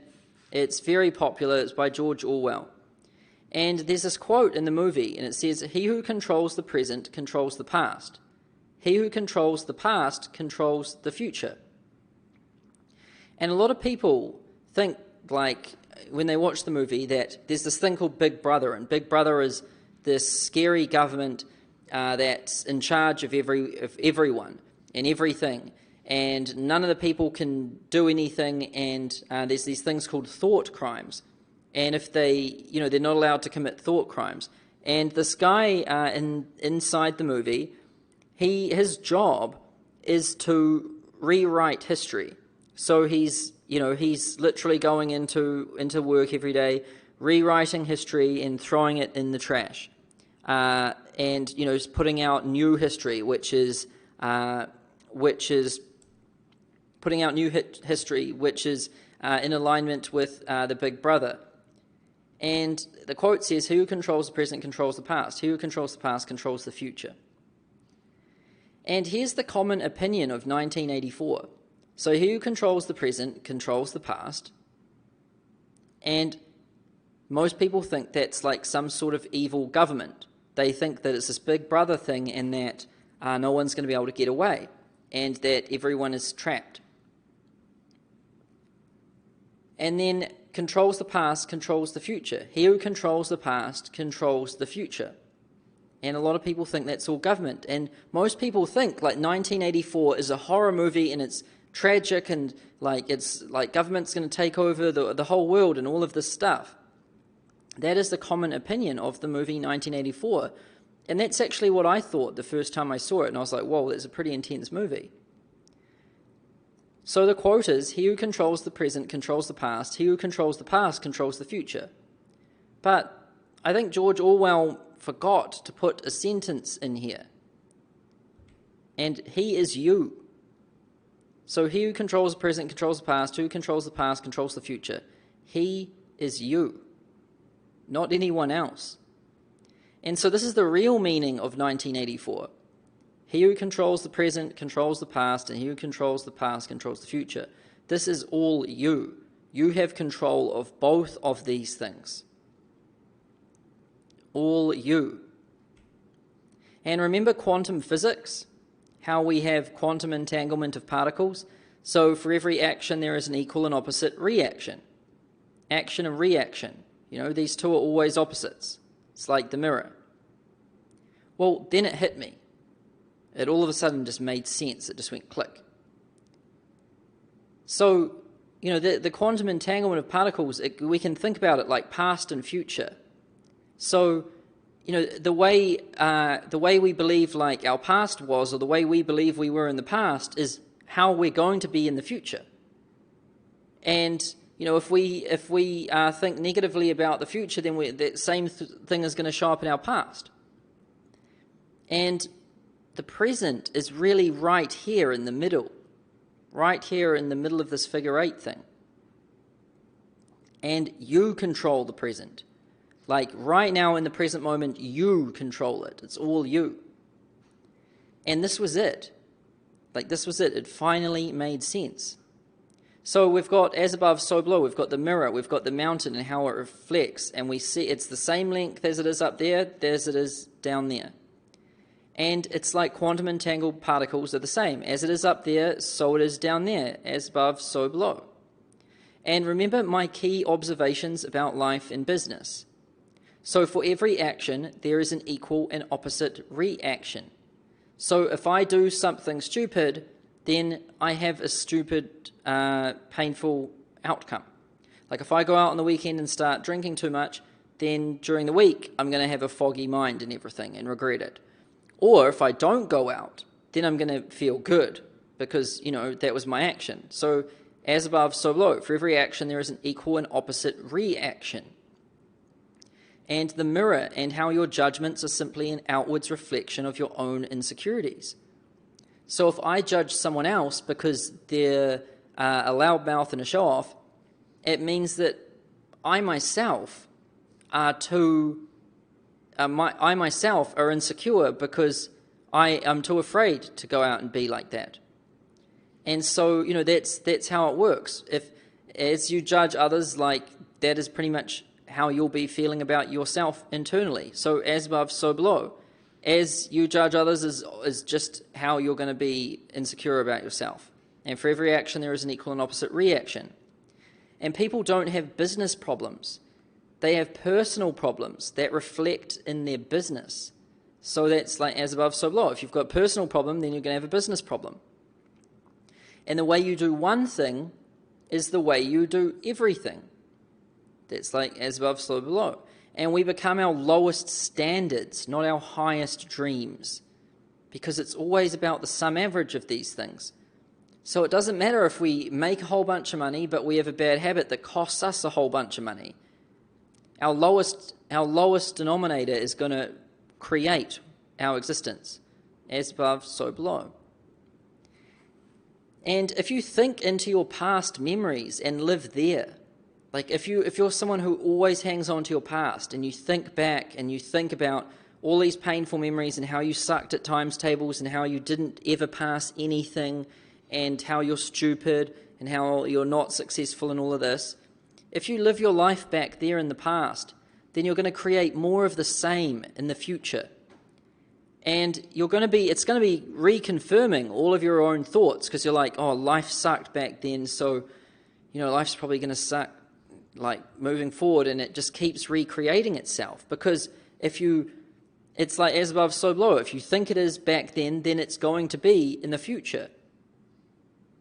And if you think it was awesome in the future, it's going to appear like it was back in the past.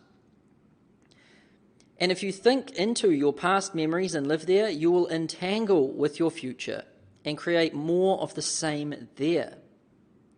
And if you think into your future and live there, you will entangle with your past and create more of the same there. But if you live here now, in the moment, you control your past and your future, and you take the steering wheel of your own life. So now you are in control of it, and you're not living in your past or too much in your future. And that's really where most people fail to live. Most people are paralyzed.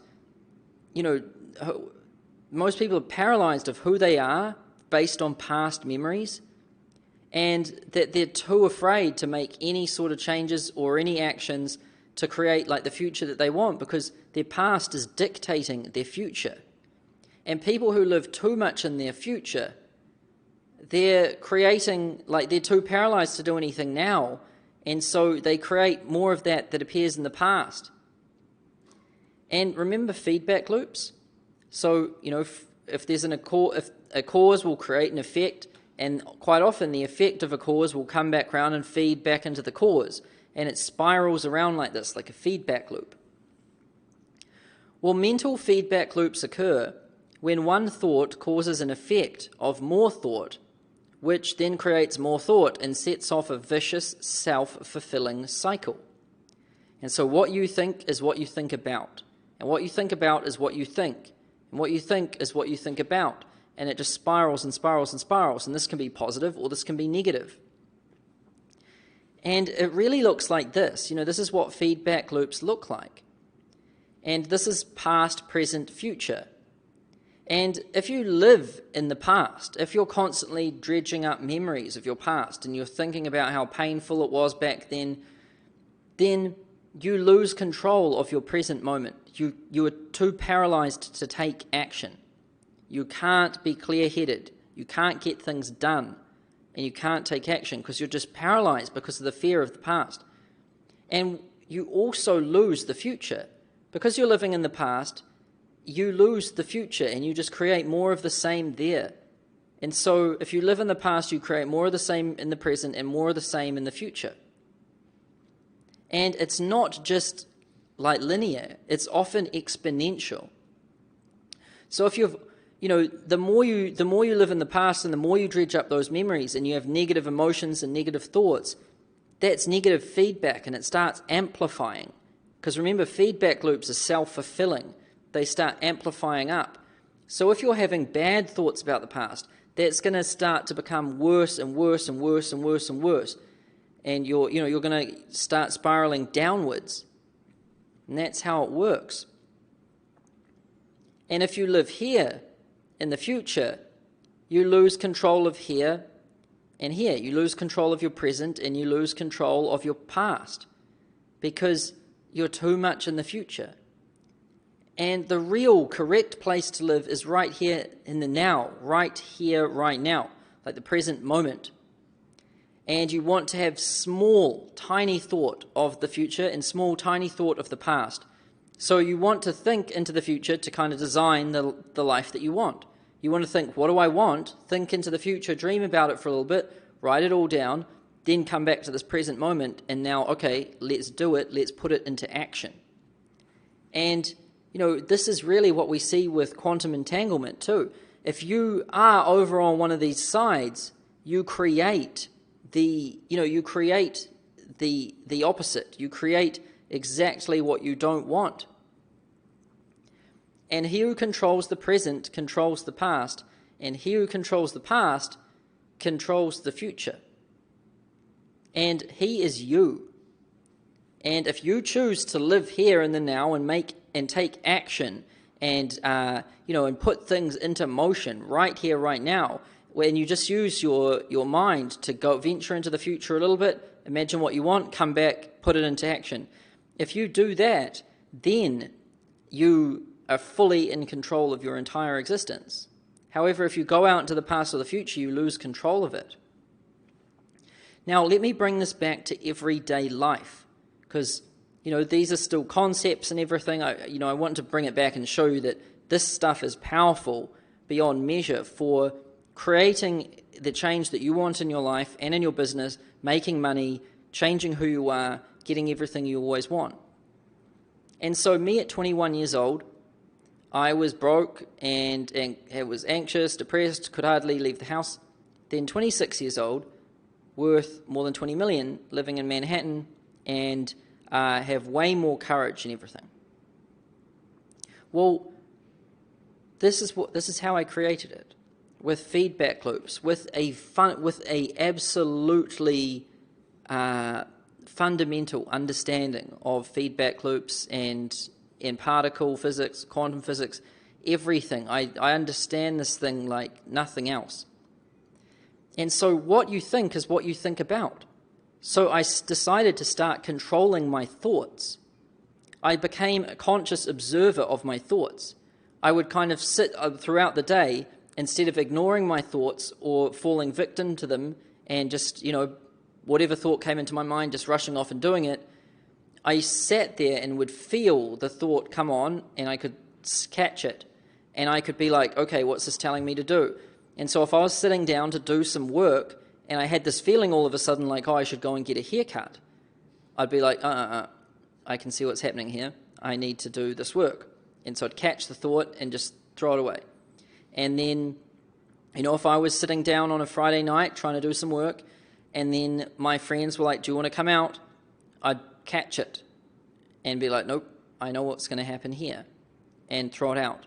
Because I knew what I think is what I'm going to think about, and then I'm going to go out, and then it's going to start, going into those old patterns and become self-fulfilling. So what you think is what you think about. And I decided to start becoming conscious of these thoughts and start controlling them and start living in the now and, and becoming conscious of all of this. And it has feedback.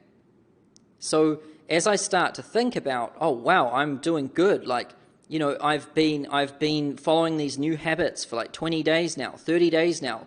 As I started to build up momentum, it started self-fulfilling. It started feeding back on itself. And, at first, I just started not going out and not getting drunk, but I'd still drink every now and then. And then it ended up becoming so self-fulfilling that I stopped drinking completely. And I haven't had an alcoholic drink probably I've had like one or two glasses of wine in the past year. And so, this was a self-fulfilling feedback loop that I set off. And, what you think is what you think about, and what you think about often becomes your belief, because the more you think about something, that becomes your belief about something. So I used to think, I always go out on Friday nights, I always drink a lot, and then I'm depressed about it. So that was what I thought, and that became my belief. And when you have a belief about something, when you believe that you are a certain way, and that you're stuck and you can't change, and that's just who you are, well, your belief becomes your reality. So when I thought that way, that was just my reality. It just kept happening, and I was like, there's nothing I can do about it. This is just who I am. I hated it, but I was like, this is just what it is. And so your belief becomes your reality. And, this feedback loop, it was used both ways in my life. So when I was 21 years old, it was all going downwards. It was spiraling downwards. So I experienced negative feedback loops firsthand about how bad things could get. I started off shy, got shyer, until I was just like paralyzed and crippled with fear. I couldn't really do anything. But then I took control of it all and I started building them up the other way. And then out of it didn't seem like much at first, and then woof, out of nowhere, just like these exponential curves happen, it grew up and exploded to this. And the best thing is I'm not even getting started. This is just that 20 million is just the long, short tail of another exponential curve which is about to fire off. So I'm not even getting started. And this is what you have to do. This is how I did it. And I had a conceptual understanding of our existence. And then I had a conceptual understanding of feedback loops and quantum physics and everything. I understood it all. I created all of the models, wrote them all down, understood them, and then put them into practice. And here's how society currently views reality. So current paradigm and worldview is trees are trees, or that's just a desk and I'm just a person. This is who I am, can't change. And we believe that, birth comes first, you become conscious, then you live a life, and then death, you lose consciousness. And this is me, this is my body, and this is my body of flesh, blood, and bone, and I am who I am, and there's nothing I can do about changing it. And this comes by really answering the questions, well, who am I? Be yourself, stick to your roots, all of these things. And here's our current paradigm and worldview. There's an object, distance, and then me. And I am separate from my object. There's distance in between the two things. I am separate and isolated from the world around me, and there's nothing I can do to change it. And mental feedback loops occur when one thought causes an effect of more thought, which then creates more thought and sets off a vicious self-fulfilling cycle. And if you ask the question, well, who am I? And you look at your current situation now, and if it's not very good, then that belief confirms that reality. You're like, confirmed identity. This is who I am. This is how things have gotten out of control. Because people in bad situations, they're like, who am I? And it's a bad situation. And then that reality is confirmed. And here's a new paradigm and worldview that I am proposing. Now, here's the big question. What came first? The physical body and the brain, and then human consciousness and life as we experience it? That's what most people think. Or human consciousness and then the illusion of the physical body? Just imagine this for a second. What if we were conscious first, and then we just had the illusion of a physical body and the illusion of everything around us? Well, here's the thing. We really can never know for sure because, there is no way to know for sure. So what the problem is that our current paradigm and worldview has a bias towards this one. So they believe that the physical body and the brain came first, then the human consciousness, and it's really jammed on the left-hand side, saying that that is how life is. Like, and the way you're born is, that's everything. Like, if you're born a particular way, then you're like that forever. It's like if you were dumb when you were 2 years old, well, you're going to be dumb forever. If you were dumb when you're 10 years old doing times tables, well, then you're dumb forever, because that's just who you are. That's your brain. And so we're currently jammed on the left-hand side there. It's our current paradigm and our worldview. And it has a bias towards that. However, I propose a new paradigm and worldview that sits more on this side, but without forgetting about the other one entirely. So nowhere near as jammed as that one is on the right, because we can't forget about taking action. But what we think is massively, massively important on our situation.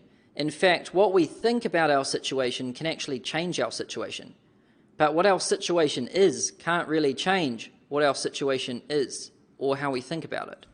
So that's why I think that it is fundamentally important to bring the bias back onto this side, but not the whole way, just a little bit like that. Because if you're in a poor situation, you can't look at your surroundings and be like, well, I'm in a poor situation, therefore I'm forever in a poor situation. That's hopeless. You need to be able to change your beliefs and change your thoughts, and then you can actually get yourself out of that situation. And here's a sentence I came up with that pretty much says it in one sentence. It doesn't matter what is true, only what you believe is true, because with work, that will become true. So read that a couple of times. It doesn't matter what is true, only what you believe is true, because with work, that will become true.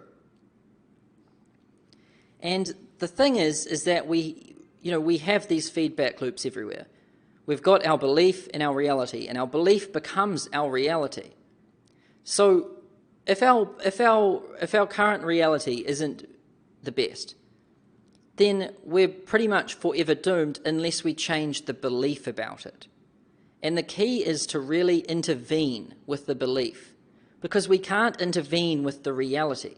Like, someone isn't just going to come up to you and give you $1 million, and, you're just not going to win lotto one day. And so this is how people have gotten jammed. You need to change your belief. And instead of saying, who am I? You need to ask the question, who am I becoming? And you need to intervene this benign circle right here. We need to drop in on this loop and intervene and change it by changing your thoughts and your beliefs. And then what happens is once we intervene and we change our belief, so if I think, who am I? And I'm a shy, awkward person who has no chance of any success. Well, that's going to become my reality.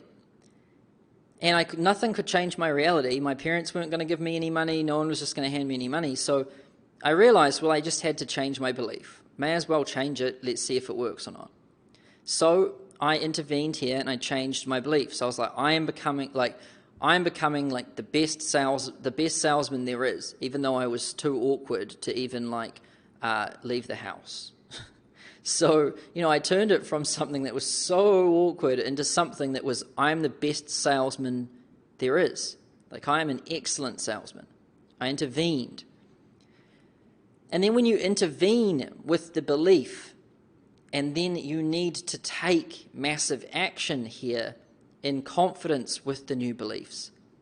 So, remember here I said it's not about just what you believe, it still takes work. So I'm not saying it doesn't matter what is true, only what you believe is true, because without work, it won't become anything.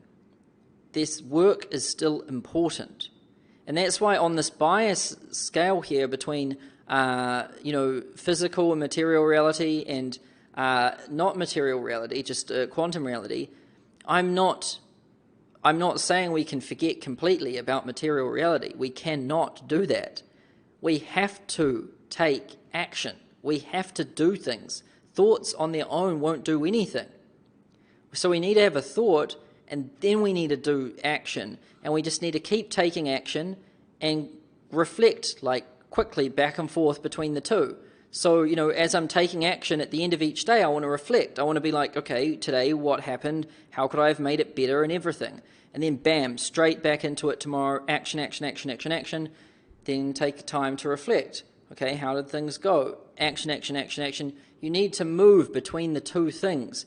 And you can't get jammed on any one side, because people that just take wild action and never reflect on anything never achieve anything.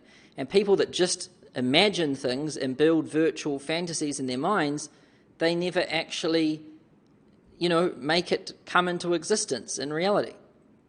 So that's why I proposed one that's more on this side, but still not forgetting the other.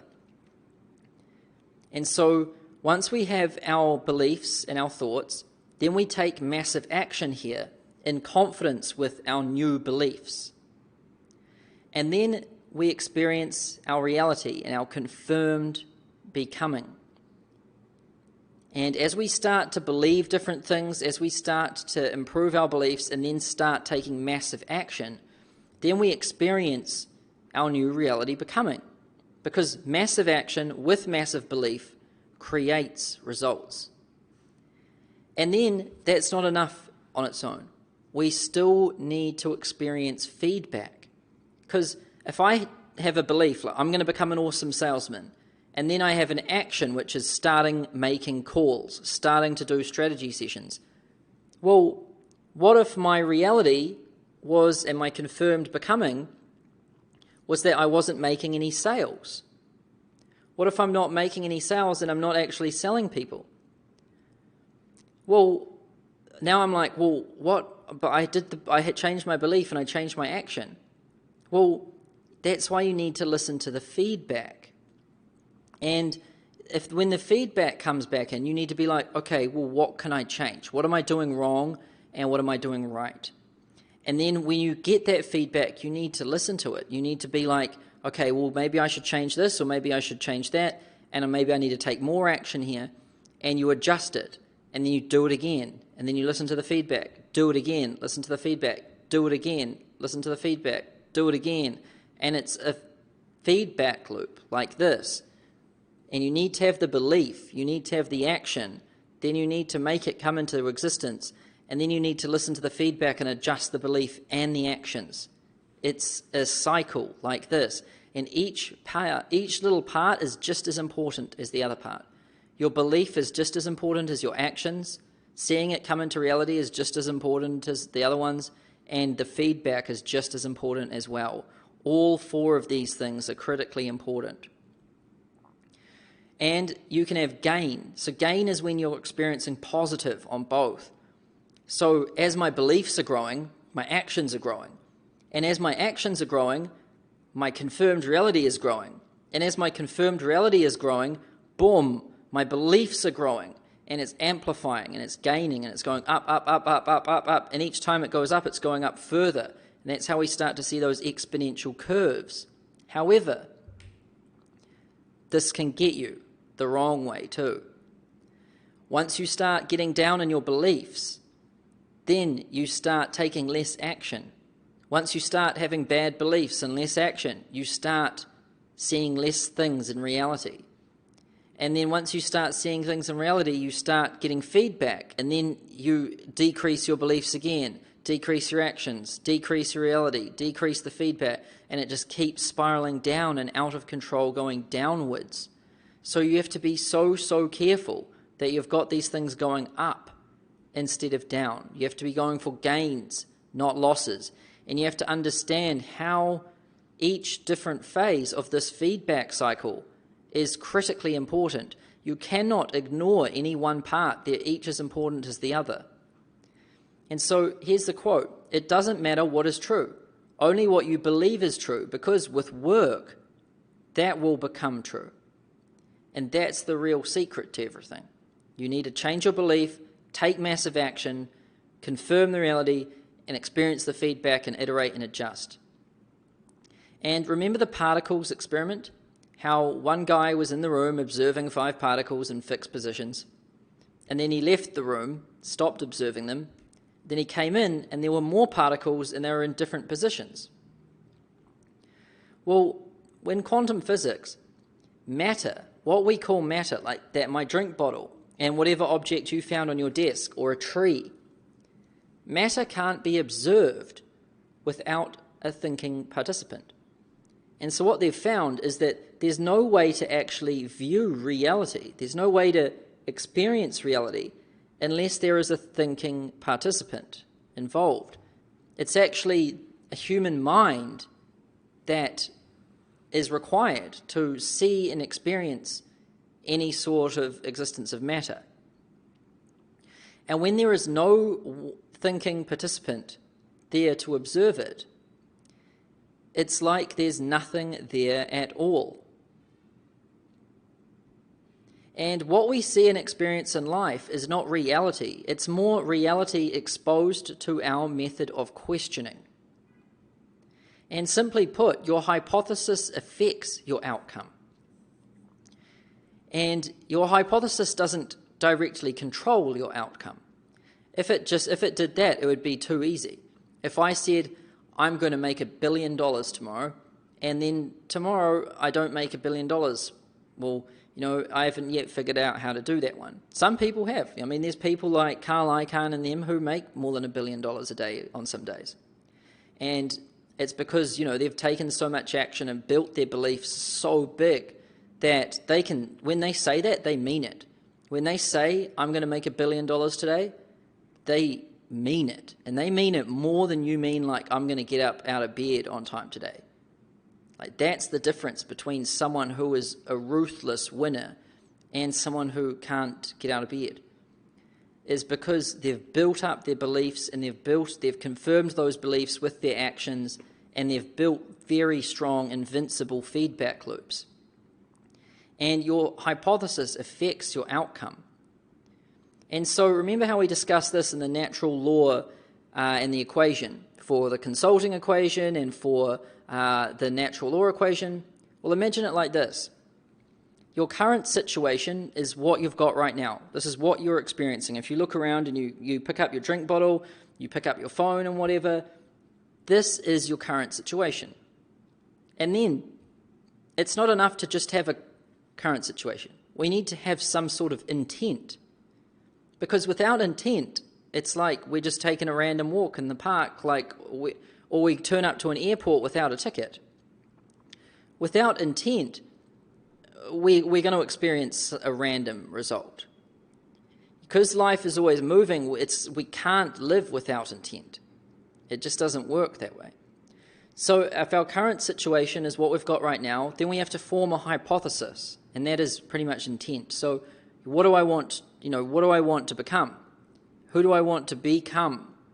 It's not who am I now, because that's not a good hypothesis. So let's say my hypothesis is I want to start making money. I want to start a business.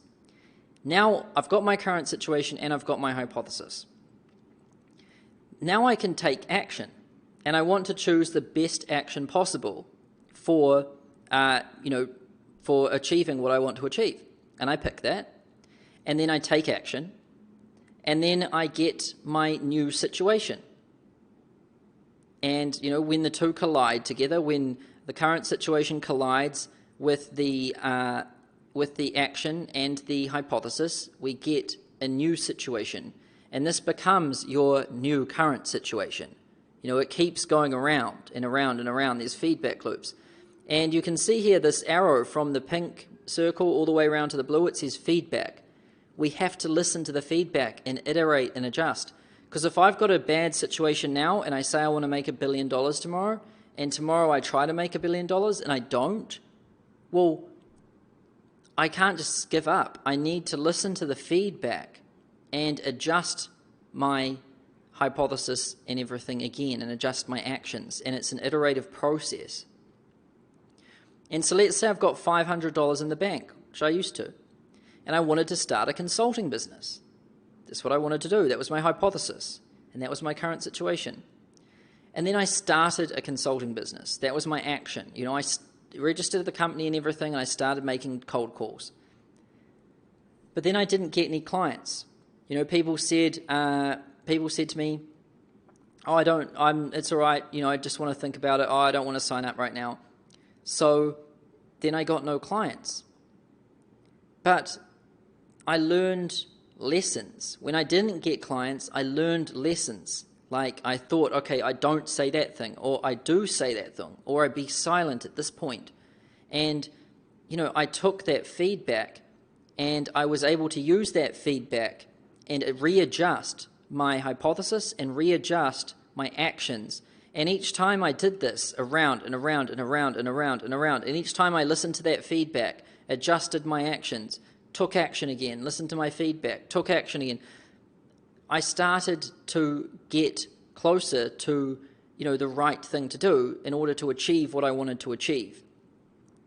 Now, it's very important here that you have to have a hypothesis, otherwise you're taking action and you've got nothing to compare it to. So setting a hypothesis is just as important as taking action, and taking action is just as important as setting a hypothesis. The two are equally important, otherwise you'll get lost. And so here's the quote: "It doesn't matter what is true, only what you believe is true, because with work, that will become true." And you have to intervene, this benign circle. You have to intervene by changing your thoughts and beliefs. Then you have to take massive action in confidence with your new beliefs. And then you have to experience your reality becoming. You have to see things come into existence. And then you listen to the feedback. Like, are things going downwards and away, or are things coming a bit closer? You get a sense of what works and what doesn't, and you're able to adjust your hypothesis and your actions and keep going around and around and around. And so it's beliefs, it's actions, it's seeing it come into reality, and then it's feedback. This is the process. This is the master algorithm. And so here's where people have gone wrong. People don't set a hypothesis, and they don't take any action, and they don't listen to any feedback. This is most people, and this truly is how. We now know the master algorithm of human evolution and your consciousness and your own mind and everything. Right? I just showed it to you. I figured it all out. So, if people don't set a hypothesis, and then they don't take any action, and then they don't listen to any feedback, then how the hell is anyone going to achieve anything? Because they've got all three parts missing, right? And that's sadly most people. So if that's you, this is a big wake-up call that, it's obvious why you haven't achieved what you want to achieve. It's so blindingly obvious. It's just right there. Like, that's why. Now we can see different other situations. So someone might set a hypothesis, but then they don't take any action. And when they don't take any action, they don't receive any feedback. So I might think, well, I'm going to start a consulting business. That's my hypothesis. I'm going to be successful. I'm going to start making money. But then I just get stuck in that thought, and I enjoy the fantasy of thinking about it, but then I don't take any action. And then when I don't take any action, I don't receive any feedback. And so I'm again stuck. Nothing's happening. And then here's a third situation. People set a hypothesis, then they take action. And that's almost figuring it all out. That's, you're saying, I want to start a consulting business, and now you're actually taking action and starting a consulting business. But you don't listen to any feedback. People don't do enough iterations. They try it one time, it doesn't work, they give up. Of course. You think you're not going to get it right on your first try. It's like doing your first sales call and it doesn't go the way you planned.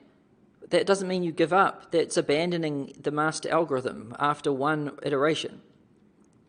So, when you set your hypothesis and take action, you have to listen to the feedback, and then you have to change your hypothesis again, change your action again, and keep going, and you have to keep at it. And so this is what it really looks like. This is really the master algorithm, is you must set a hypothesis, take action, listen to the feedback, and then iterate and improve by repeating. And then again, hypothesis, action, feedback, iterate and improve, repeat, hypothesis, action, feedback, iterate and improve, repeat. Hypothesis, action, feedback, iterate and improve, repeat. Right? It just goes again and again and again and again. Each time you get better and better and better and better and better and better, and then before you know it, boom, that whole exponential curve has triggered off and it is just sky high, climbing. And it doesn't matter what is true, only what you believe is true, because with work, that will become true. Here's the circle.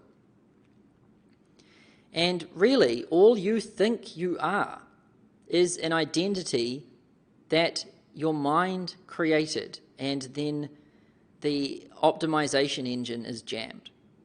You know, when you answer the question, who am I, so many times, and you're like, this is who I am, then you get stuck. You know, you get really stuck, and, you know, it's like you've got this mask on, and that's just who you are. You're stuck with this mask.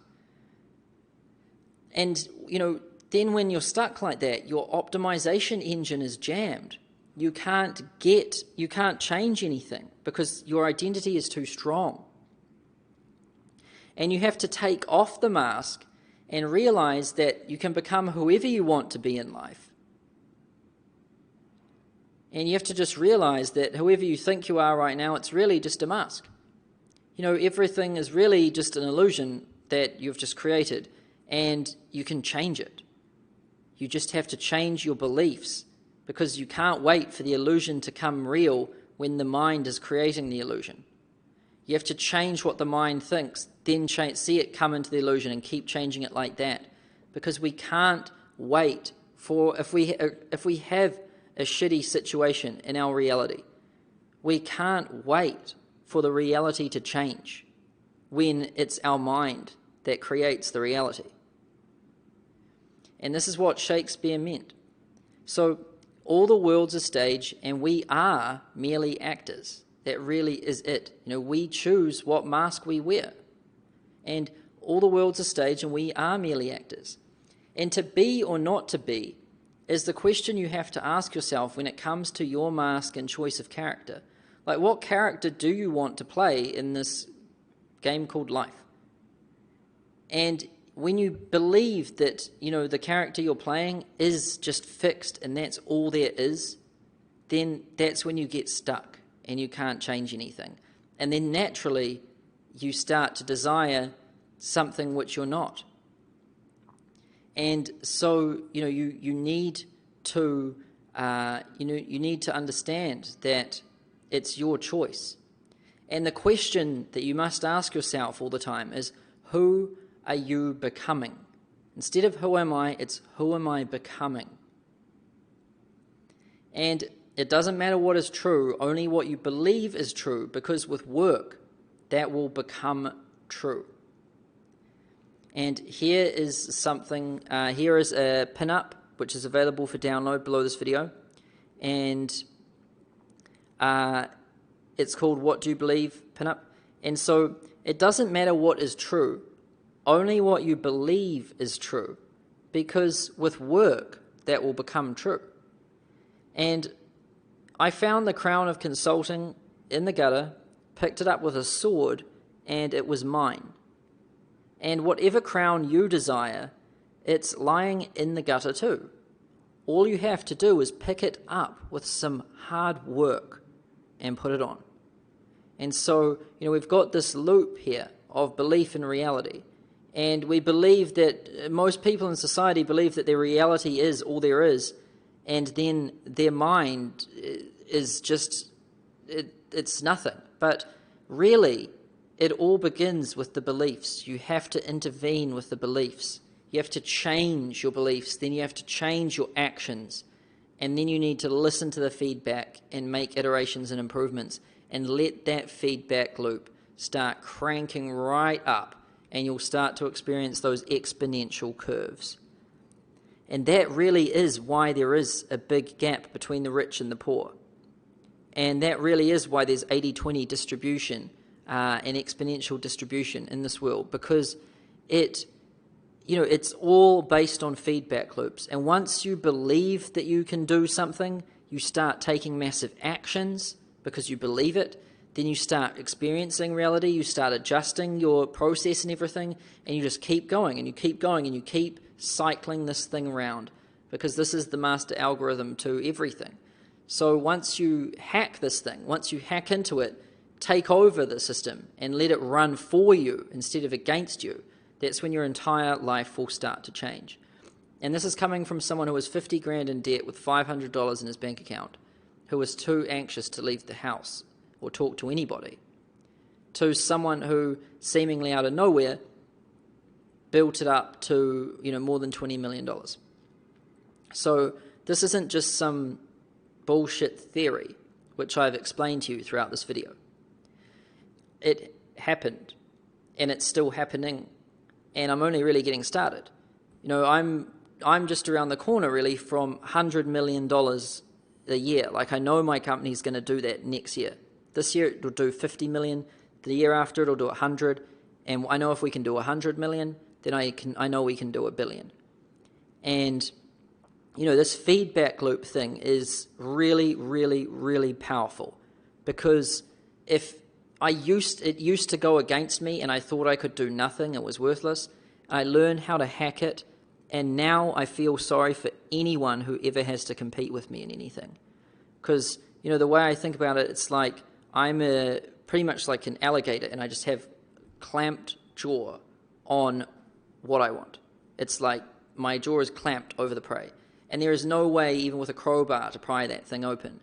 And so I feel sorry for anyone in my markets that have to compete with me, because the only way I will ever not win is if I die. So I am just really ruthless and savage towards getting, my goals, achieving the things which I want to achieve. And that is how you have to be too. You have to be ruthlessly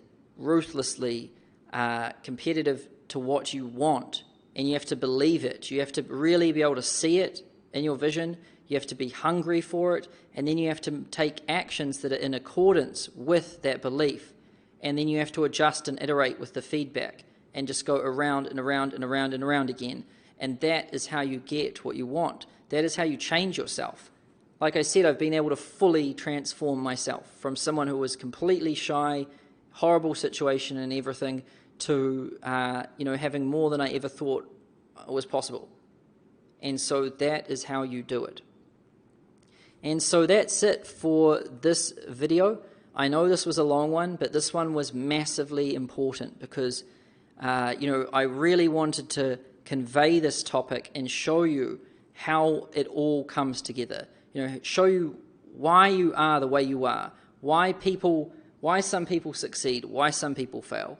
And I wanted to do it in a way where I actually showed you with real life evidence along the way, and with the different scientific methods and everything, just to show you how I can pull it all together and create that one unified theory and that one master algorithm of your existence. Because, your master algorithm really is everything to you. That's who you are, that's your reality. And people have forgotten what the master algorithm is, and they've forgotten how to make it work for themselves. And that's all we need to do, is remember what it is, don't forget what it is, and then use it every day to get what we want. So that's it for this video. Thanks for watching, and I will see you in the next one.